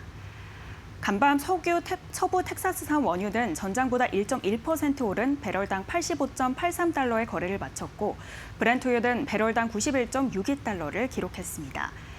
현재 정유주 주가 흐름 보겠습니다. S-오일은 2.9% 내린 14만 7천 원 선에 거래되고 있고요. SK이노베이션도 하락세입니다. 현재 약보합권에 거래되면서 12만 8천 원에 현재가 형성하고 있습니다. 이어서 GS 역시 비슷한 수준입니다. 0.5% 하락하면서 11만 9천 원에 현재가 형성하고 있습니다. 우리기술이 한국수력원자력과 85억 원 규모의 고리원전 3, 4호기 제어 시스템 공급 계약을 체결했다고 오늘 밝혔습니다. 이번 계약은 고리 3, 4호기 PMS 자료 취득 장치 공급에 관한 것으로 계약 금액은 지난해 매출액 대비 9.7% 규모이며 계약 기간은 오는 2028년 2월자로 알려졌습니다. 자료 취득 장치란 발전소 내 계측, 운전 데이터를 수집 저장해서 이상 징후 파악과 유지 보수 의사결정을 지원하는 설비입니다. 이번 계약에 따라 우리기술은 원자력 발전소 감시 시스템에 적용되는 자료 취득 장치를 공급하고 시스템 구축과 기술 지원을 수행할 예정입니다. 한편 회사는 국내 원전 계측 제어 시스템, 분산 제어 시스템 공급 지위를 기반으로 관련 수주를 확대해 나가고 있는 상황이며 올해 1분기 수주 잔고는 전년 동기 대비 12% 증가한 1,004억 원을 기록했습니다. 우리기술 관계자는 최근 한수원과 공급자 재고 관리 협약을 체결하며 장기 매출처를 확보한 데 이어서 SMR 기술 개발로 독점 지위를 강화하겠다고 덧붙였습니다. 우리기술 현재 4% 가까이 오름세 보이고 있습니다. 12,000원 선에 거래되고 있고요. 이어서 한국전력은 4.2% 상승세, 상승 탄력 받아가면서 32,000원 선에 현재가 형성하고 있습니다. 오늘 우진은 1.4% 오름세 보이면서 12,000원 선에 거래되고 있습니다.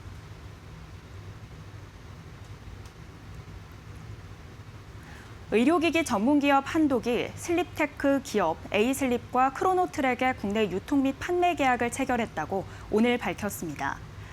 크로노트랙은 A슬립이 개발한 수면 리듬 기록 디지털 의료기기로 수면 데이터를 자동으로 기록하고 모니터링해 환자의 수면 패턴 파악을 돕는 기기입니다.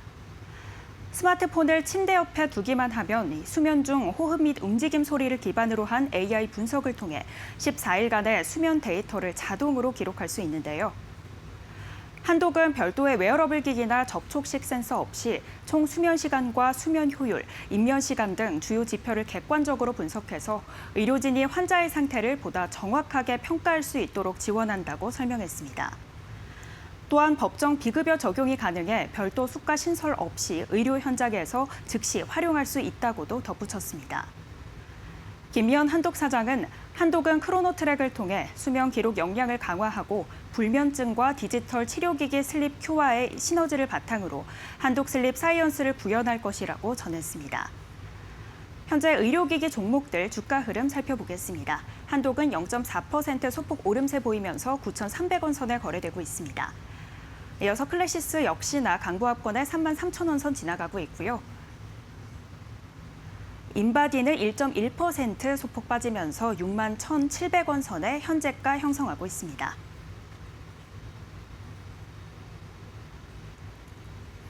네, 간밤에 오픈AI가 이 기대치를 밑도는 실적을 냈지만 우리 시장에는 다른 호재들이 더 강하게 작용하고 있는 것으로 풀이되고 있습니다. 오늘은 반도체주 전반적으로 흐름 긍정적이고요.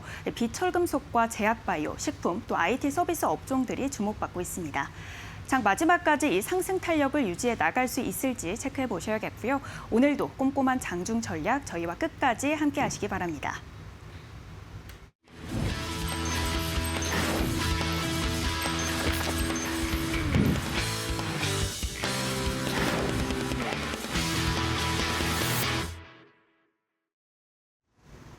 네, 상위 1% 초고수의 픽 시간입니다. 수익률 상위 1% 주식 고수들, 오늘 어떤 전략 세우고 있을까요? 오늘 오전장 기준 고수들의 매수 상위 종목 1위부터 5위까지 살펴보겠습니다. 오늘 삼전닉스가 나란히 순위권에 자리하고 있습니다. 두 종목 모두 좋은 소식을 전했죠. 특히 SK하이닉스는 무려 40조 원 규모의 자사주 소각 소식을 전하면서 장중 11% 넘게 급등했는데 고수들 가격 부담에도 불구하고 담아내고 있습니다. 삼성전자 역시 파운드리의 가격을 15%가량 인상했다라는 소식을 전하면서 가격 올라주고 있고요. 지금 두 종목 모두 나란히 순위권에 자리하고 있습니다. 그런데 지금 간밤 미국 시장에서 필라델피아 반도체 지수는 2% 넘게 밀리면서 부전했는데요. 이런 영향을 좀 받아가지는 않을지 잠시 후에 이야기 나눠보도록 하겠습니다. 오늘 이 미용기계 그리고 이 화장품 쪽도 견조한 흐름 보이고 있습니다. 파마 리서치와 한국콜마 오늘 오름세 보이면서 고수들의 매수세까지 붙고 있고요. 하나마이크론도 오늘 빨간불 켜내면서 매수 장바구니에 들어와 있습니다. 이렇게 오늘 오전장 기준 고수들의 매수 상위 종목 5가지 함께 살펴봤습니다. 오늘 이 중에서도 삼전닉스 관련해서 조금 더 자세한 전략 세워보도록 하겠습니다. 오늘도 이데일리TV 신일섭 전문위원님 모시고 조금 더 자세한 이야기 나눠보겠습니다. 위원님 안녕하세요. 위원님, 오늘 반도체 투톱 호재 속에 정말 강하게 시세 분출하고 있는데요. 그런데 간밤에 미국 시장에서 반도체 종목들이 부진했기 때문에 장중에 좀 이런 영향을 받아가지는 않을지 우려가 됩니다. 좀 어떻게 보시나요? 네, 일단 오늘은 너무 중요한 호재라서 영향이 없는 것 같아요, 지금. 왜냐면 SK 하이닉스 ADR도 지금 일단 좋은 모습을 보이고 있고, 지금 SK 하이닉스 ADR이 반전의 계기를 이루었거든요. 지금 사실 상장할 때는 뜨겁게 상장했는데, 지금 8월 초까지만 해도 하락세였어요. 근데 8월 중순 넘어서면서 일단 ADR이 상승세로 전환이 됐거든요. 이 모습이. 이게 같은 회사잖아요. 다른 회사가 아니라. 그렇죠? 그래서 SK하이닉스의 ADR을 보고 계신데 이게 지금 쭉 내려오다가 채널을 타고 여기 지금 완전히 꺾여서 올라간 다음에 일단 이런 모습을 만들었잖아요. 이런 하락 터널에서 벗어나서 상승 N자로 갈 수 있는 징검다리까지 만들어놨어요. 여기서 이제 이런 식으로 진행이 되면 상승 N자가 이게 누워있는 영문자 N이잖아요. 이게 완성될 수가 있거든요. 이게 왜 지금 저걸 비교를 하냐면 같은 회사거든요. 예를 들어 TSMC ADR 이거 다른 회사냐. 이 지금 TSMC가 두 군데 있잖아요. 지금 미국의 ADR로 상장되어 있고 이거는 대만에 있는 TSMC거든요.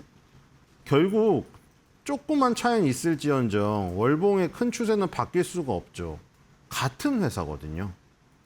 같은 회사인데 미국에 있냐 대만에 있냐 이것도 똑같잖아요. 같은 회사인데 한국에 있냐 미국에 있냐. 그러니까 이 어떤 데 있느냐가 약간의 차이만 있을 뿐이지 큰 흐름은 비슷하게 가기 때문에 일단 그 부분이 긍정적인 데다가 오늘 굉장히 중요한 뉴스가 나와버렸죠. 이 자사주 소각은 엄청나게 큰 뉴스거든요. 애플이 왜 계속 상승을 하는가. 애플이 상승하는 게 뭐 아이폰이 분명히 잘 팔려서 그런 것도 있죠. 근데 애플이 주가가 어떻게 그렇게 승승장구했을까? 계속 자사주를 매입해가지고 불태우고 얼마나 좋아요. 뭐 불태우는 게 불태우는 쇼에서 좋다는 게 아니라 직접 불태우진 않죠. 퍼포먼스로 무슨 옛날에 저 이건희 회장님처럼 무슨 애니콜을 다 불태우고 그런 거 아니잖아요. 근데 주식을 소각을 해주면 너무 좋은 거죠. 난 가만히 앉아 있는데 그냥 뭐 SK하이닉스가 지금 장사가 잘 안 돼도 그냥 소각하는 것만으로도 가치가 오르잖아요. 아, 난 내 주식을 내가 10주를 갖고 있는데 옆에 있는 주식을 불태워준대요. 얼마나 좋아요. 그럼 내 주식 가치가 알아서 올라가는 거잖아요. 이거는 대형 호재거든요, 진짜. 자, 그리고 삼성전자는 덩달아서. 왜냐면 SK하이닉스가 저 정도 발표를 했는데 시총 2위가 야, 삼성전자는 그럼 주주환원을 얼마나 할까? 막 기대가 부풀잖아요. 지금 삼성전자 주주분들이. 야, 삼성전자 저기 직원들도 이번에 성과급 저렇게 챙겨줬는데 주주들은 안 챙겨줄까? 800만 주주라는데 주주가? 그죠? 주주총회 때 그 막 초등학생도 그때 나왔었잖아요. 초등학생이 나와서 막 자기 아빠가 사줬다고 하면서 막 또 악플 달아서 난리 났는데 어쨌든 간에 그런 초등학생도 있을 정도로 국민 주식인데 야, 800만 주주를 외면할 것인가? SK하이닉스가 한 만큼은 해주지 않을까?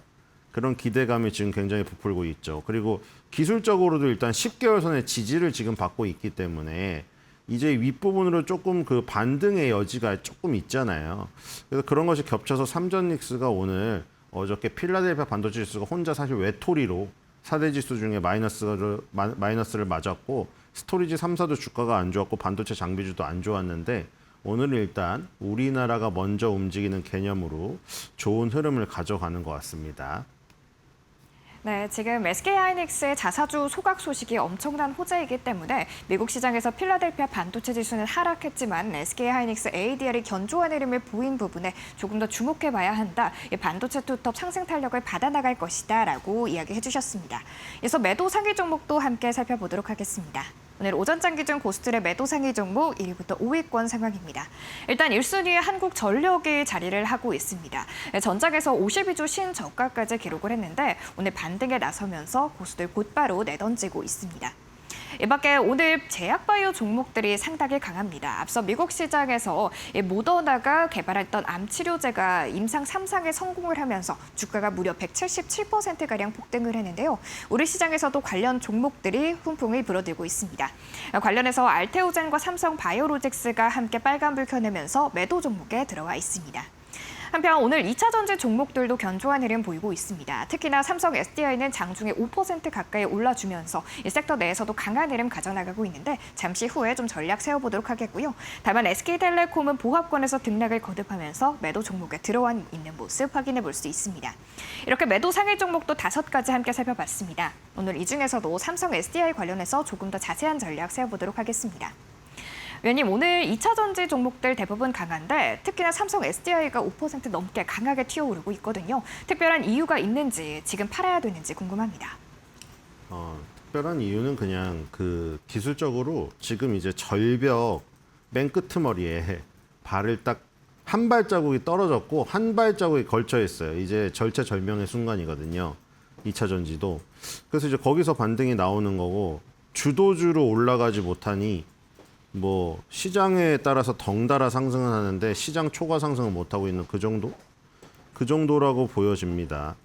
자, LG에너지솔루션, 삼성 SDI, SK이노베이션 우리나라 3대 배터리 회사들이잖아요. 그 중국 업체들이 그 여기도 장악을 했어요. 이제 그 우리가 처음에 중국 업체들이 막 그 LFP 배터리 들고 나올 때 야, 우리는 3원계 4원계로 기술력으로 간다.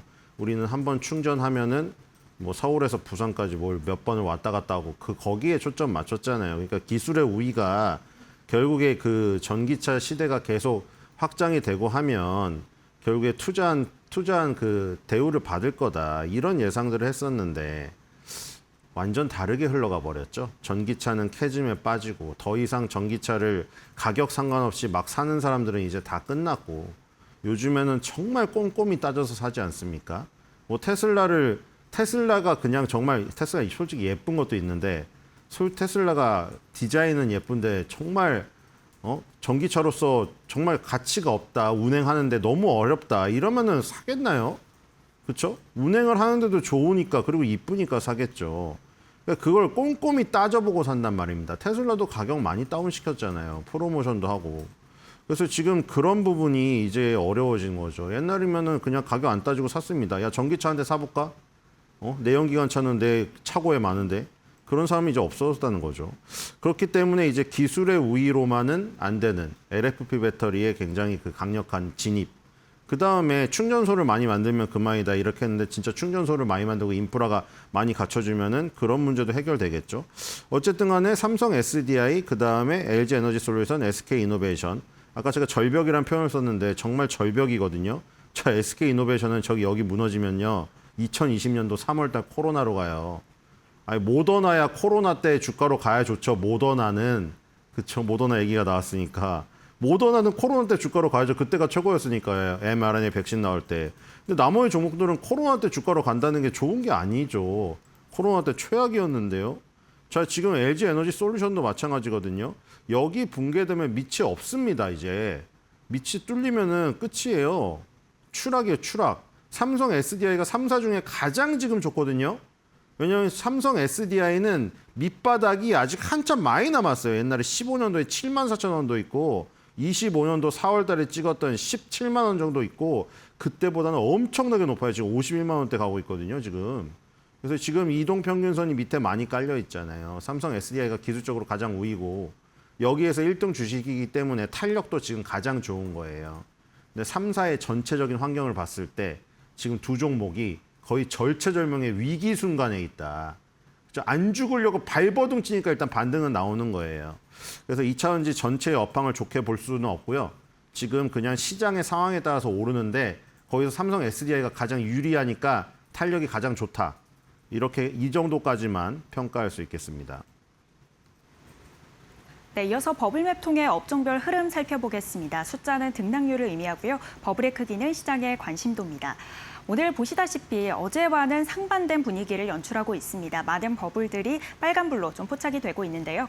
일단 가장 크게 보이는 게 반도체입니다. 11% 넘게 오르고 있는데 SK하이닉스의 주주 환원 소식, 또 삼성전자는 파운드리 가격을 15% 이상 올린다라는 호재가 있었습니다. 프리마켓에서부터 강했는데 현재도 8%에서 많게는 13%까지 급등하는 흐름을 연출하고 있고요.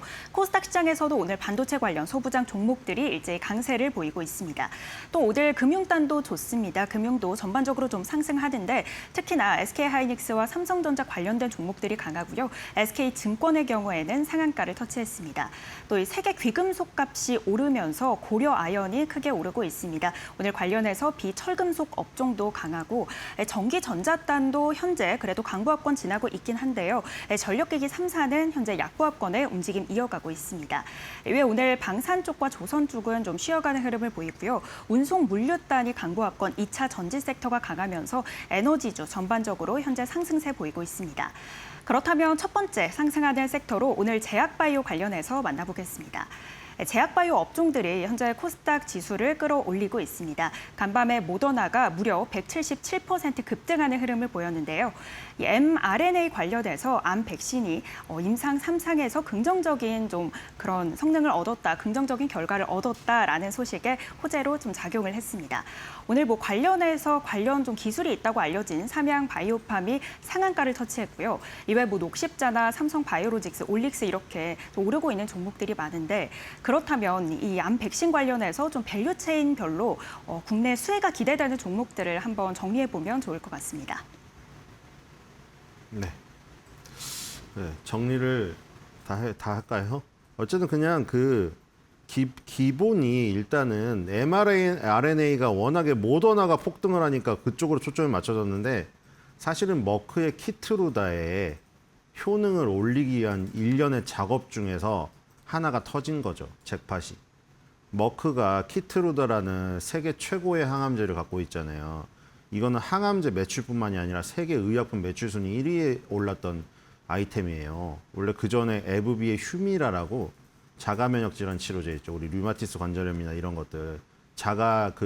인간의 우리 스스로의 면역력이 상당히 강하거든요, 인간은. 근데 그 면역 체계가 자신의 정상 세포를 공격해버리는 그런 망가뜨려지는 것들을 자가 면역 질환이라고 하는데 자가 면역 질환 치료제 에브비의 휴미라. 에브비 잘 아는 거는 엘러간의 보톡스를 아시죠? 엘러간의 보톡스가 에브비 아래에 있잖아요, 자회사로. 근데 그 회사가 에브비 휴미라가 9년 연속 매출 순위 1위를 기록을 하다가 그 코로나 때 백신이 갑자기 나와서 화이자 백신. 그래서 화이자의 그 백신이 1위로 올라섰다가 이제 에브비의 휴미라는 특허 절벽에 막혀가지고 뒤로 물러나고 그때 이제 나온 게 일라이릴이라든가 노보노디스크의 비만 치료제예요. 그런 것들이 1등으로 자리를 저기 옮겼죠. 그 사이에 이제 머크의 키트루다는 항상 2등을 차지하고 있다가 반짝 1등을 차지했거든요. 이제 항암제로서는 매출 순위에서 머크의 키트루다를 이길 수 있는 게 없어요. 근데 이제 머크의 키트루다가 얘도 이제 특허 절벽에 저기 처했거든요. 그래서 특허 절벽에 처하면 어떻게 되겠어요? 특허권을 어떻게든 막 끌고 나가서 뒤에 들어오는 그 바이오 시밀러들을 막아야 되잖아요. 그래서 알테오젠의 제형 변경 기술을 탐낸 거예요. 원래 IV 제형으로 맞다가 이거를 제형 변경을 하면은 다시 거기서 새로운 신약으로 인정을 받아가지고 특허를 이어갈 수가 있거든요. 거기다가 또 지금처럼 머크가 최초로 받은 게 키트루다가 최초로 저응증을 받았던 게 바로 흑색종이에요. 어제 그 피부암의 일종인데 흑색종에 대한 실험이었어요. 임상 시험이었어요. 거기서 이제 또 다른 이게 병용요법이거든요. 그럼 또 새로운 거예요. 아까 말한 대로 제형 변경을 하거나 아니면은 어제 같은 식으로 병용요법을 하면은 또 새로운 어떤 신약으로 인정받아서 그때부터 또 특허권이 만들어지는 계기가 되거든요. 그래서 키트루다는 아까 말했듯이 세계 의약품 매출 순위 1, 2위를 다투는 아이템인데 머크가 그러면은 가만히 눈 뜨고 뒤에 후속 애들이 야 우리 거 다 뺏어가라 이럴 수가 있나요? 머크가 돈을 제일 많이 벌어다 주는 아이템인데 어떻게든 갖고 가지고 평생을 해먹어야 될 거 아닙니까? 그래가지고 이제 머크가 키트루다를 무상으로 막 공급을 하면서 짝꿍들을 찾는 거예요. 근데 이제 모더나의 mRNA 그 기술이 요 머크의 키트루다랑 병용요법을 했을 때 환자가 더 오래 살아났다는 거 아니에요, 지금. 그것도 임상 3상에서. 그러니까 지금 머크의 키트루다는 이제 더 날개를 달 수가 있는 거죠. 그래서 우리나라 알테오젠은 당연히 좋겠죠. 알테오젠은 로열티를 받으니까 키트루다가 많이 팔리면 팔릴수록. 그래서 지금 이 mRNA 기술이 일단 효용성을 발휘한 거죠. 머크의 키트루다를 더 효능을 높여주는 쪽으로. 그러다 보니까 이제 mRNA 기술을 갖고 있거나 mRNA 원료의 의약품을 대신 생산해주는. 왜냐하면 모더나는 생산시설 자체가 없어요. 연구 인력만 몇 명 있어서 아이디어만 딱 내는 거죠. 아주 효율적인 회사죠. 반도체로 따지면 팹리스처럼 아예 공장이 없는 그런 회사, 그런 그 모델이라고 생각하시면 됩니다. 그래서 뭐 나이백이나 뭐 오늘 뭐 올릭스 아니면은 뭐 에스티팜 이런 것들이 오르는 게 다 mRNA 기술 갖고 있거나 mRNA 대신 원료급판 대신 생산해주거나 이런 것들이에요. 뭐 나이백 하나 볼게요. 뭐 주가가 그렇게 좋지는 않아요. 나이백은 사실 mRNA보다는 원래 여러분들 임플란트 하시는 분들이 많이 들어보셨을 거예요. 치과에서 골 이식 수술도 하잖아요. 아예 뼈 없어서 이빨 다 뽑으신 분들은. 그래서 나이백이 골 이식제로 원래 돈을 많이 벌어가지고 그걸 투자를 해가지고 mRNA 플랫폼 전달 기술을 갖게 됐어요. 그래서 이 회사가 이제 mRNA 그 관련 회사로 엮였고 뭐 하나만 보면 아시니까 올릭스도 볼까요? 올릭스는 이제 mRNA 기술을 이용해서 다양한 치료제를 개발하고 있는 뭐 요즘에 뭐 탈모도 보험을 적용하니 많이 해가지고 막 그 우픈 얘기도 나오잖아요. 얼굴은 멋있는데 소개팅에 나갔는데 바람이 날려서 머리가 날아갔어요. 가발이. 그래서 뭐 그걸 보면서 탈모가 얼마나 힘드냐 하는데 또 한쪽에서는 야, 암 환우들도 지금 암 치료제도 보험이 안 되는 게 많은데 그걸 하냐 뭐 이러는데 올릭스가 mRNA 기술을 이용해서 탈모 치료제도 개발하고 있잖아요. 뭐 피부 그 미용 쪽도 많이 개발하고 있고 여러 가지 적용되는 분야가 워낙 많아요.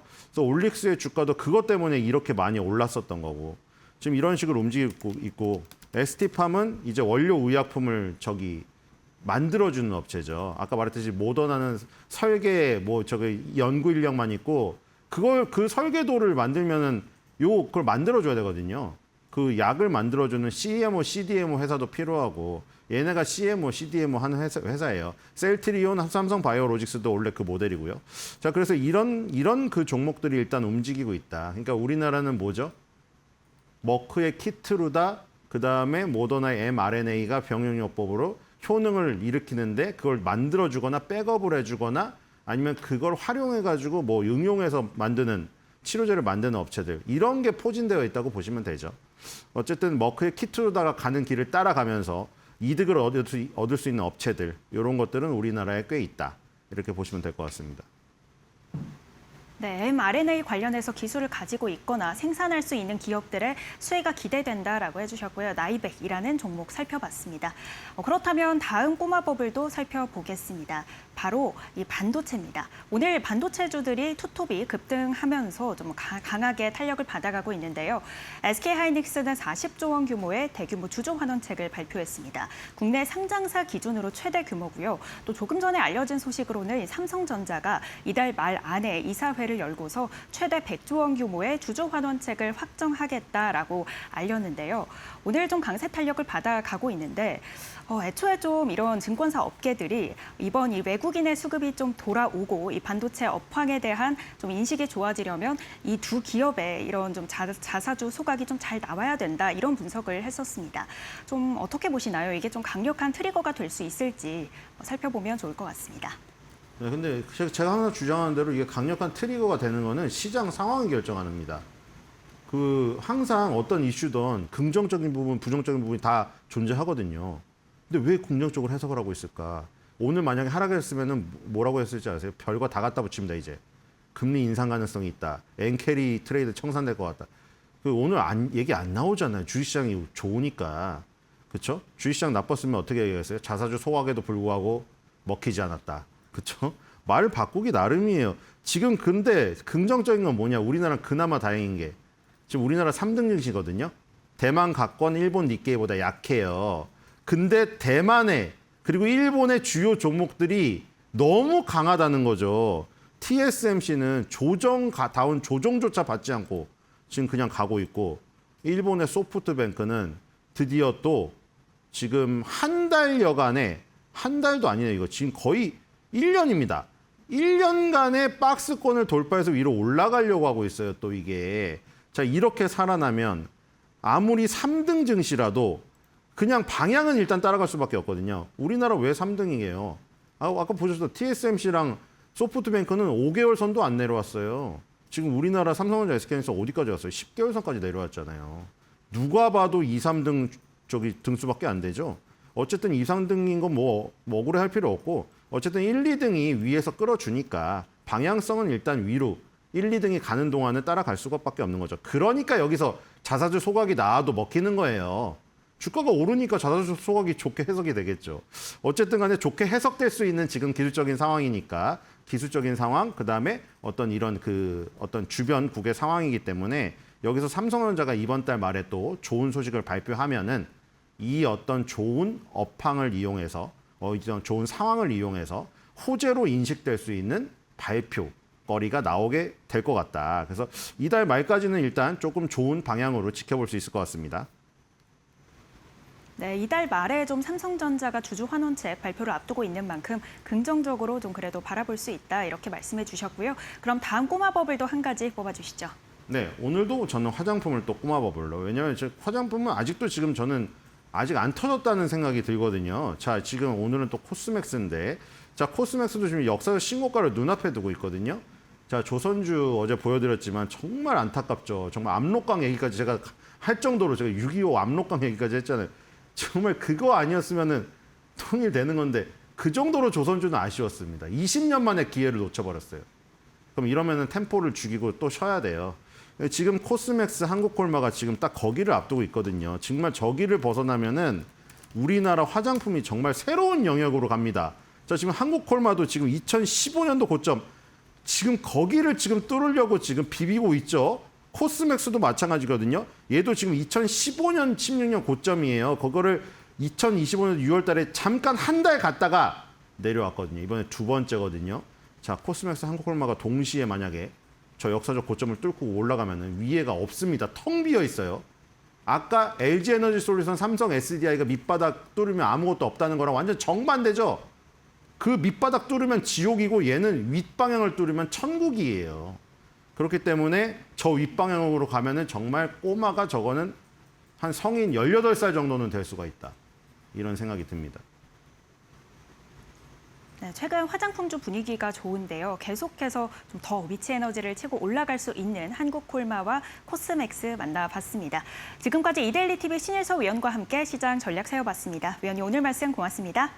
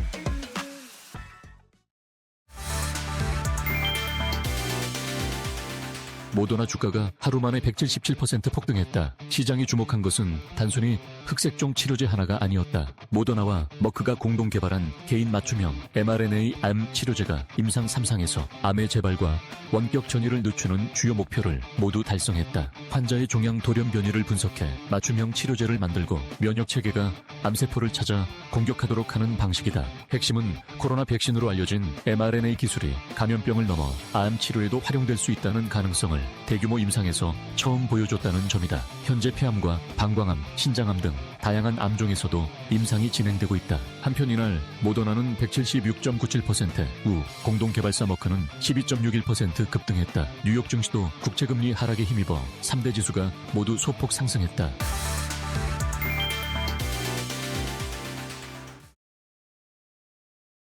네, 오늘 제약바이오 산업 분석을 좀 해드리도록 하겠습니다. 이게 점점 뜨거워질지 혹시 제약바이오의 탑픽은 뭘지 굉장히 궁금한 그런 하루인데 오늘 특별히 또 강하나 작가님을 모셨습니다. 인사 나눠보도록 할게요. 어서 오세요. 안녕하세요. 네.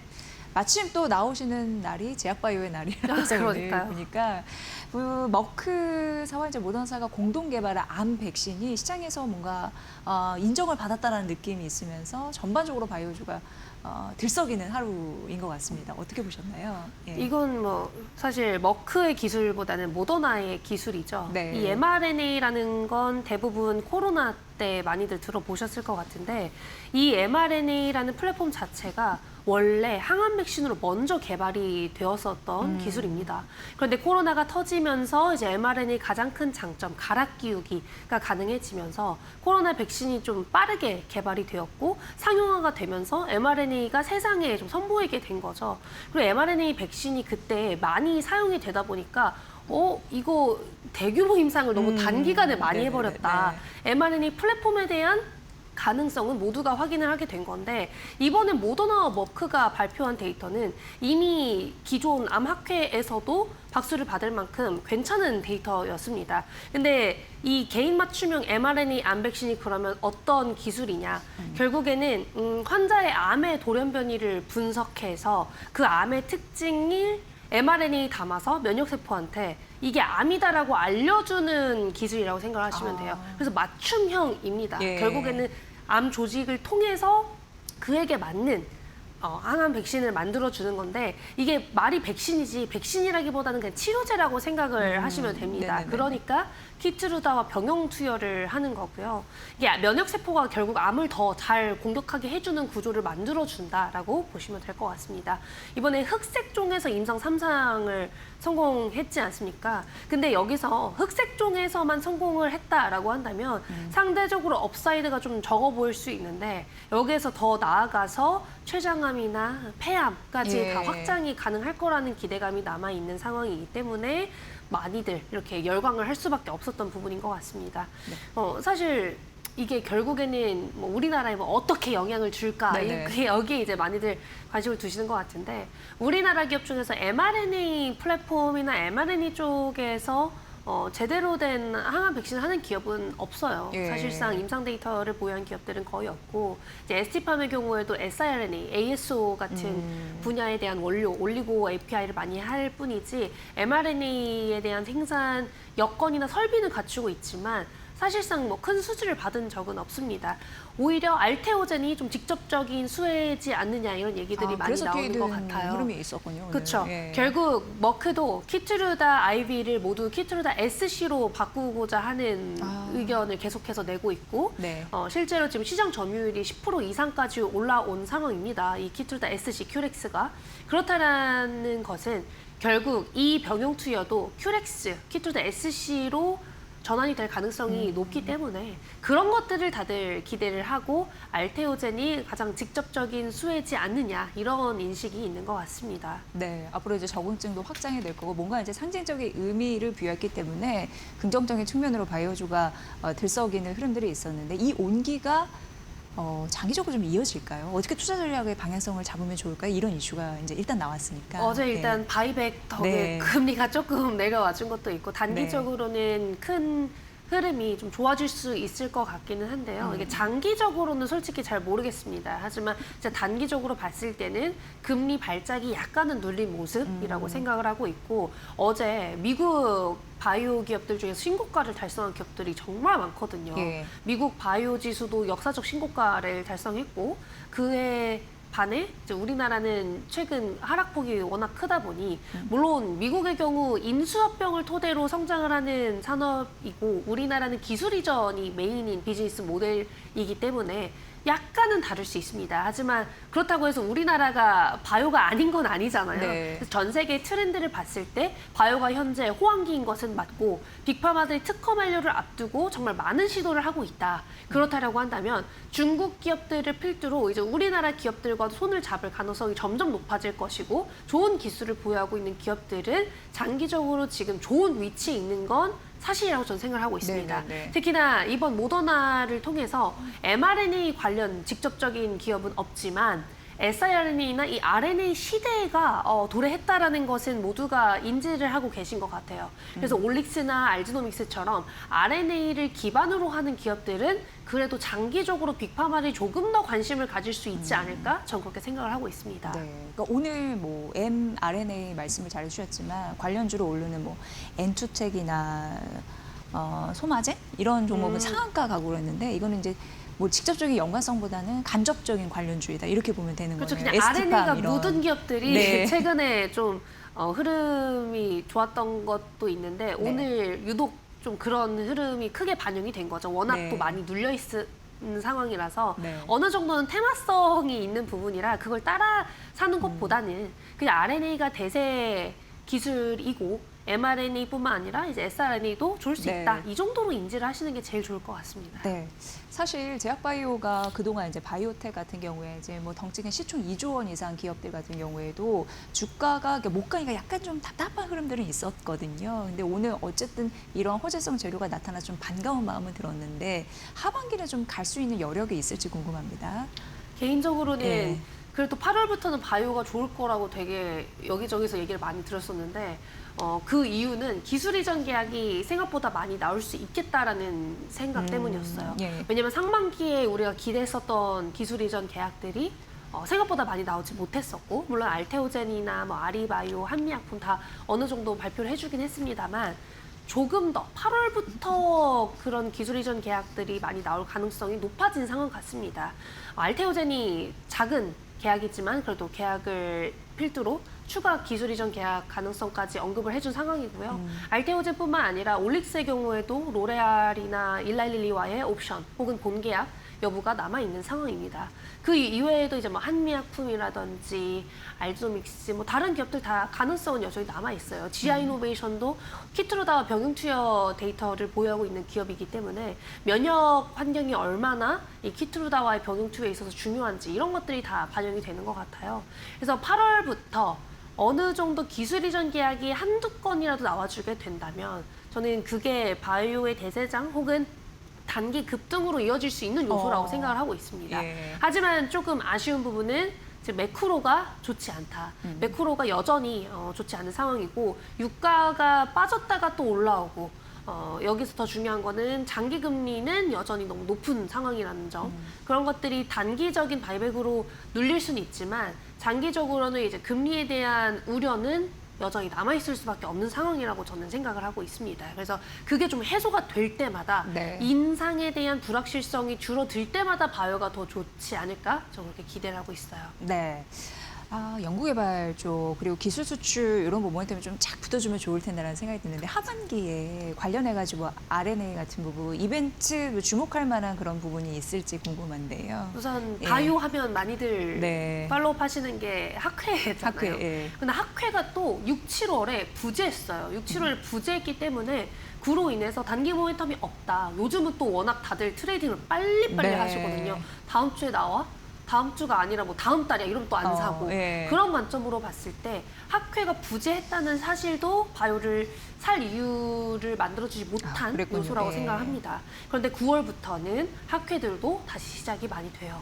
9월에 한국에서 개최가 되는 세계 폐암학회 WCLC가 있고요. 유명한 학회죠, 그거. 그렇죠. 예. 세계 폐암학회인데 이제 한국에서 마침 또 코엑스에서 개최가 됩니다. 예. 그래서 그 또한 많은 분들이 좀 관심을 갖고 계신 것 같고 그것보다도 더 중요한 세계 3대 암학회 에스모가 10월에 개최가 됩니다. 그래서 9월 WCLC, 10월 에스모, 그 이후에는 이제 11월 SITC, 11월 애쉬, SABCS 아니면 이제 그 비만 쪽에서도 여러 학회들이 있고요. 그래서 하반기에 특히 8월부터는 학회들이 좀 있다. 그때 글로벌 바이오 기업들이 뭘 발표하느냐도 중요하겠지만 우리나라 기업들이 어떤 걸 발표하는지도 팔로우를 해야 된다. 하지만 이제 과거와는 달라진 게 뭐냐? 이제는 전임상 데이터만으로는 기업의 가치가 크게 바뀔 수 없기 때문에 임상 데이터를 발표하는 기업들 위주로 보셔야 된다라고 말씀을 드리고 싶고요. 글로벌 기업들을 통해서 트렌드를 알아보게 되면 결국 그게 또 국내 트렌드로 이어지기 때문에 6월에 있었던 아스코에서 우리가 알 수 있었던 부분은 췌장암, 특히 라스 타겟의 췌장암 항암제, 레볼루션이라는 글로벌 바이오 기업이 임상 3상 성공을 발표했거든요. 그러면서 이제 췌장 관련된 글로벌 기업들은 다 같이 올랐고 우리나라도 그런 흐름으로 좀 구경을 하시는 것도 저는 좋은 투자 전략이라고 생각을 합니다. 네. 이제 실적 시즌도 이렇게 쭉 분석을 기업마다 하셨을 텐데 최근 보면은 뭐 삼성 바이오로직스나 셀트리온 등 뭐 외형 성장, 수익성 개선 이런 부분에 대해서도 긍정적인 점수를 얻긴 했더라고요. 작가님은 어떤 기업을 좀 주목하셨는지 궁금한데요. 개인적으로는 셀트리온이 셀트리온. 지금 그래도 하방이 네. 많이 막혀 있다고 생각을 하는데요. 네. 우선 회사 자체도 좀 주주 친화적인 상황이고 예. 더 나아가서 일라일릴리의 공장을 인수함으로써 그로 인한 매출이 많이 반영된 것도 있는데 미국 직접 판매를 통해서 마케팅 비용이 과거 몇 년 동안 많이 나갔다라고 한다면 이제는 직판으로 인해서 선순환 구조가 시작이 됐어요. 예. 어느 정도 갑의 위치에 있을 수 있는 상황이 되었다라고 생각을 하시면 될 것 같고요. 2분기 실적도 기대치보다 조금 더 잘 나왔습니다. 매출도 1조 3,930억 원 정도의 영업이익도 4,518억 원. 우리나라 기업이 이 정도의 실적을 내는 것 자체가 저는 그래도 유의미하다라고 생각을 하고 있고요. 네. 아마 하반기에는 더 좋을 수 있지 않을까. 특히 자체적으로 개발한 진펜트라, 램시마의 SC 제형의 경우에도 적응증 확장으로 매출 성장이 지속되고 있는 상황이고 그 외에 바이오 시밀러들 혹은 바이오 벡터들도 최근에 올해 또 출시된 게 되게 많습니다. 네네네. 그렇다라고 한다면 초반에는 바이오 시밀러도 약가를 조금 더 받을 수 있거든요. 그로 인해서 매출이 좀 빨리빨리 부스트할 수 있다는 점, 그래서 영업 레버리지가 날 수 있다는 점을 고려했을 때 상반기보다 하반기가 더 좋을 수 있지 않을까. 그렇게 되면 3분기부터는 영업이익도 5천억을 넘길 수 있게 될 것 같아요. 그래서 셀트리온의 경우에도 주주 친화적인 면모를 보유하고 있으면서 실적도 계속 좋아질 거고 코스닥 승강제에 피해를 입지 않을 수 있는 코스피 기업이기 때문에 그 또한 우리가 좀 확인을 해볼 만하지 않나 그렇게 말씀을 드리고 싶습니다. 네. 앞서서 저희가 오늘 이제 모멘텀 얘기하면서 알테오젠도 제형에 대한 얘기를 해주셨잖아요. 근데 승강제 얘기도 해주셨고, 근데 승강제 1군 후보가 또 알테오젠이라고 해서 맞습니다. 국민 성장 펀드나 여러 가지 뭐 추가 기술 이전 이런 모멘텀들이 갖추어지고는 있는데 좀 괜찮을까요? 들어가도 혹은 이제 계속 보유를 해야 될지. 사실 코스닥 네. 승강제가 바이오에 좋진 않을 것 같아요. 왜냐하면 바이오 기업들 중에서 실적이 나오는 기업 자체가 너무 적고 알테오젠 정도나 돼야 일부에 무조건적으로 들어가겠구나라는 인식이 생길 것 같은데 이런 코스닥 승강제가 어떤 식으로 진행이 될지 혹은 바이오에는 좀 다른 방식으로 어느 정도 점수를 매길지는 네네네. 모르겠으나 알테오젠이 1부 리그에 들어가게 된다면 당연히 더 좋을 수밖에 없을 거라고 네네. 생각을 하고 있고요. 알테오젠이 지금 조금 더 좋을 수 있는 이유는 최근 소규모지만 기술 이전 계약을 하나 더 체결했고 이것보다는 우리가 기다리고 있는 계약이 있어요.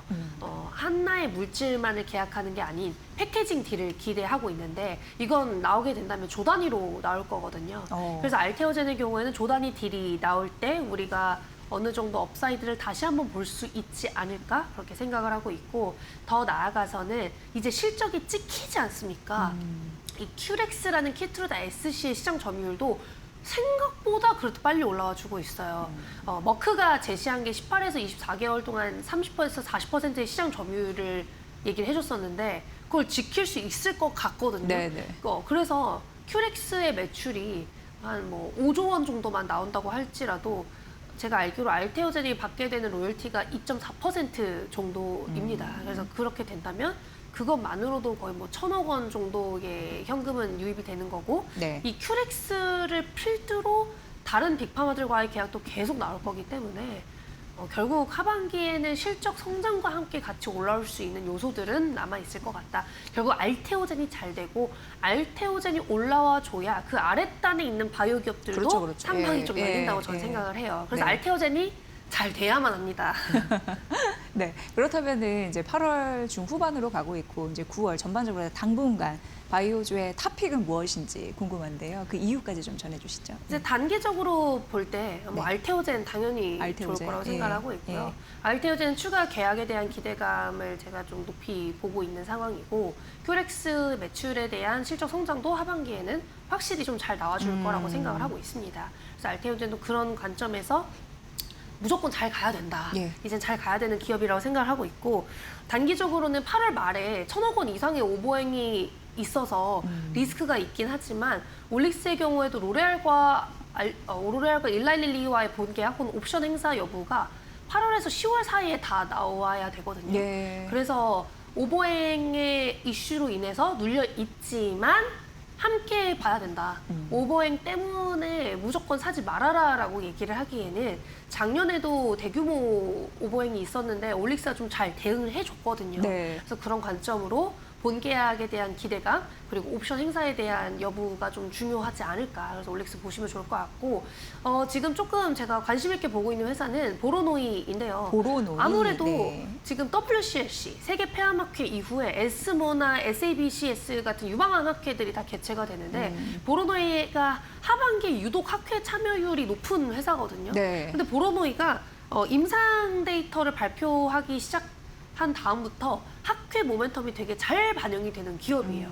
주가 하락도 최근에 많이 했었기 때문에 그런 부분들이 조금 더 반영이 잘 되는 것 같고 최근 IR도 열심히 하고 있는데 네. 이제 나이브 임상 데이터도 하반기에는 나올 수 있는 상황이라 나이브 환자는 이제 1차 치료 데이터이거든요. 그래서 1차 치료로서의 가능성도 보여줄 수 있지 않을까. 보로노이가 임상 단계에 비해서 시총이 좀 큰 회사입니다. 그래서 그에 대해서 좀 우려가 있을 수는 있지만 데이터가 잘 나오면 결국에는 주가는 올라가게 되어 있기 때문에 그걸 좀 관심 있게 보시는 분들은 이번 학회 데이터들 WCLC부터 에스모 같이 보시면 좋지 않을까 저는 그렇게 생각을 하고 있습니다. 네, 하반기 제약바이오주 탑픽 이렇게 쭉 말씀해 주셨으니까 여러분 귀 기울여서 잘 담아보시면 좋을 것 같습니다. 강하나 작가님과 오늘 제약바이오 투자 전략 전반적으로 짚어드렸습니다. 다음번도 또 기대할게요. 네. 고맙습니다. 잘 들었습니다. 감사합니다.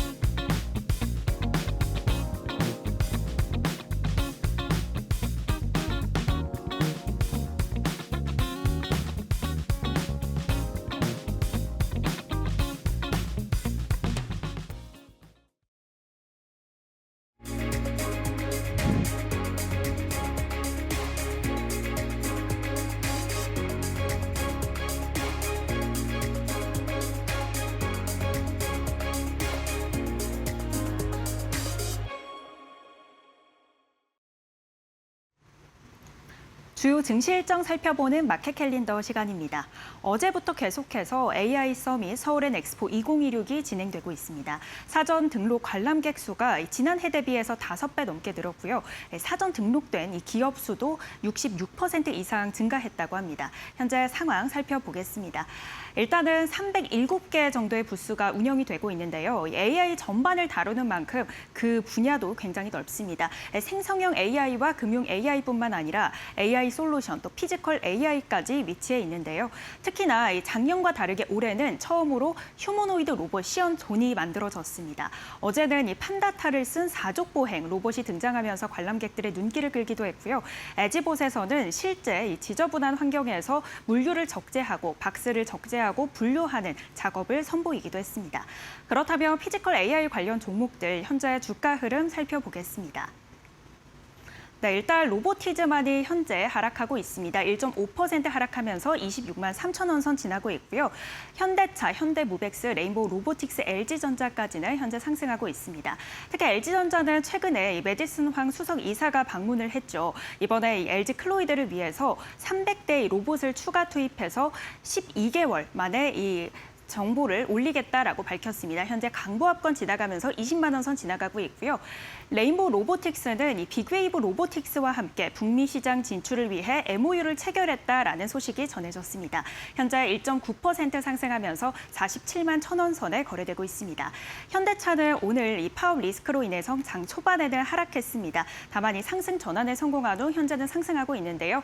1.8% 오름세 보이면서 42만 원 선에 거래되고 있는데 현대차는 내일부터 전면적인 8시간 파업에 들어갈 예정입니다. 2016년 이후 10년 만의 파업입니다. 현대모백스는 1.6% 오름세 보이고 있습니다. 마켓 캘린더 전해드렸습니다. 네, 오늘도 성공 투자하시고요. 저희 마켓나우 2부는 내일 오전 10시에 뵙겠습니다. 함께해 주신 여러분 고맙습니다.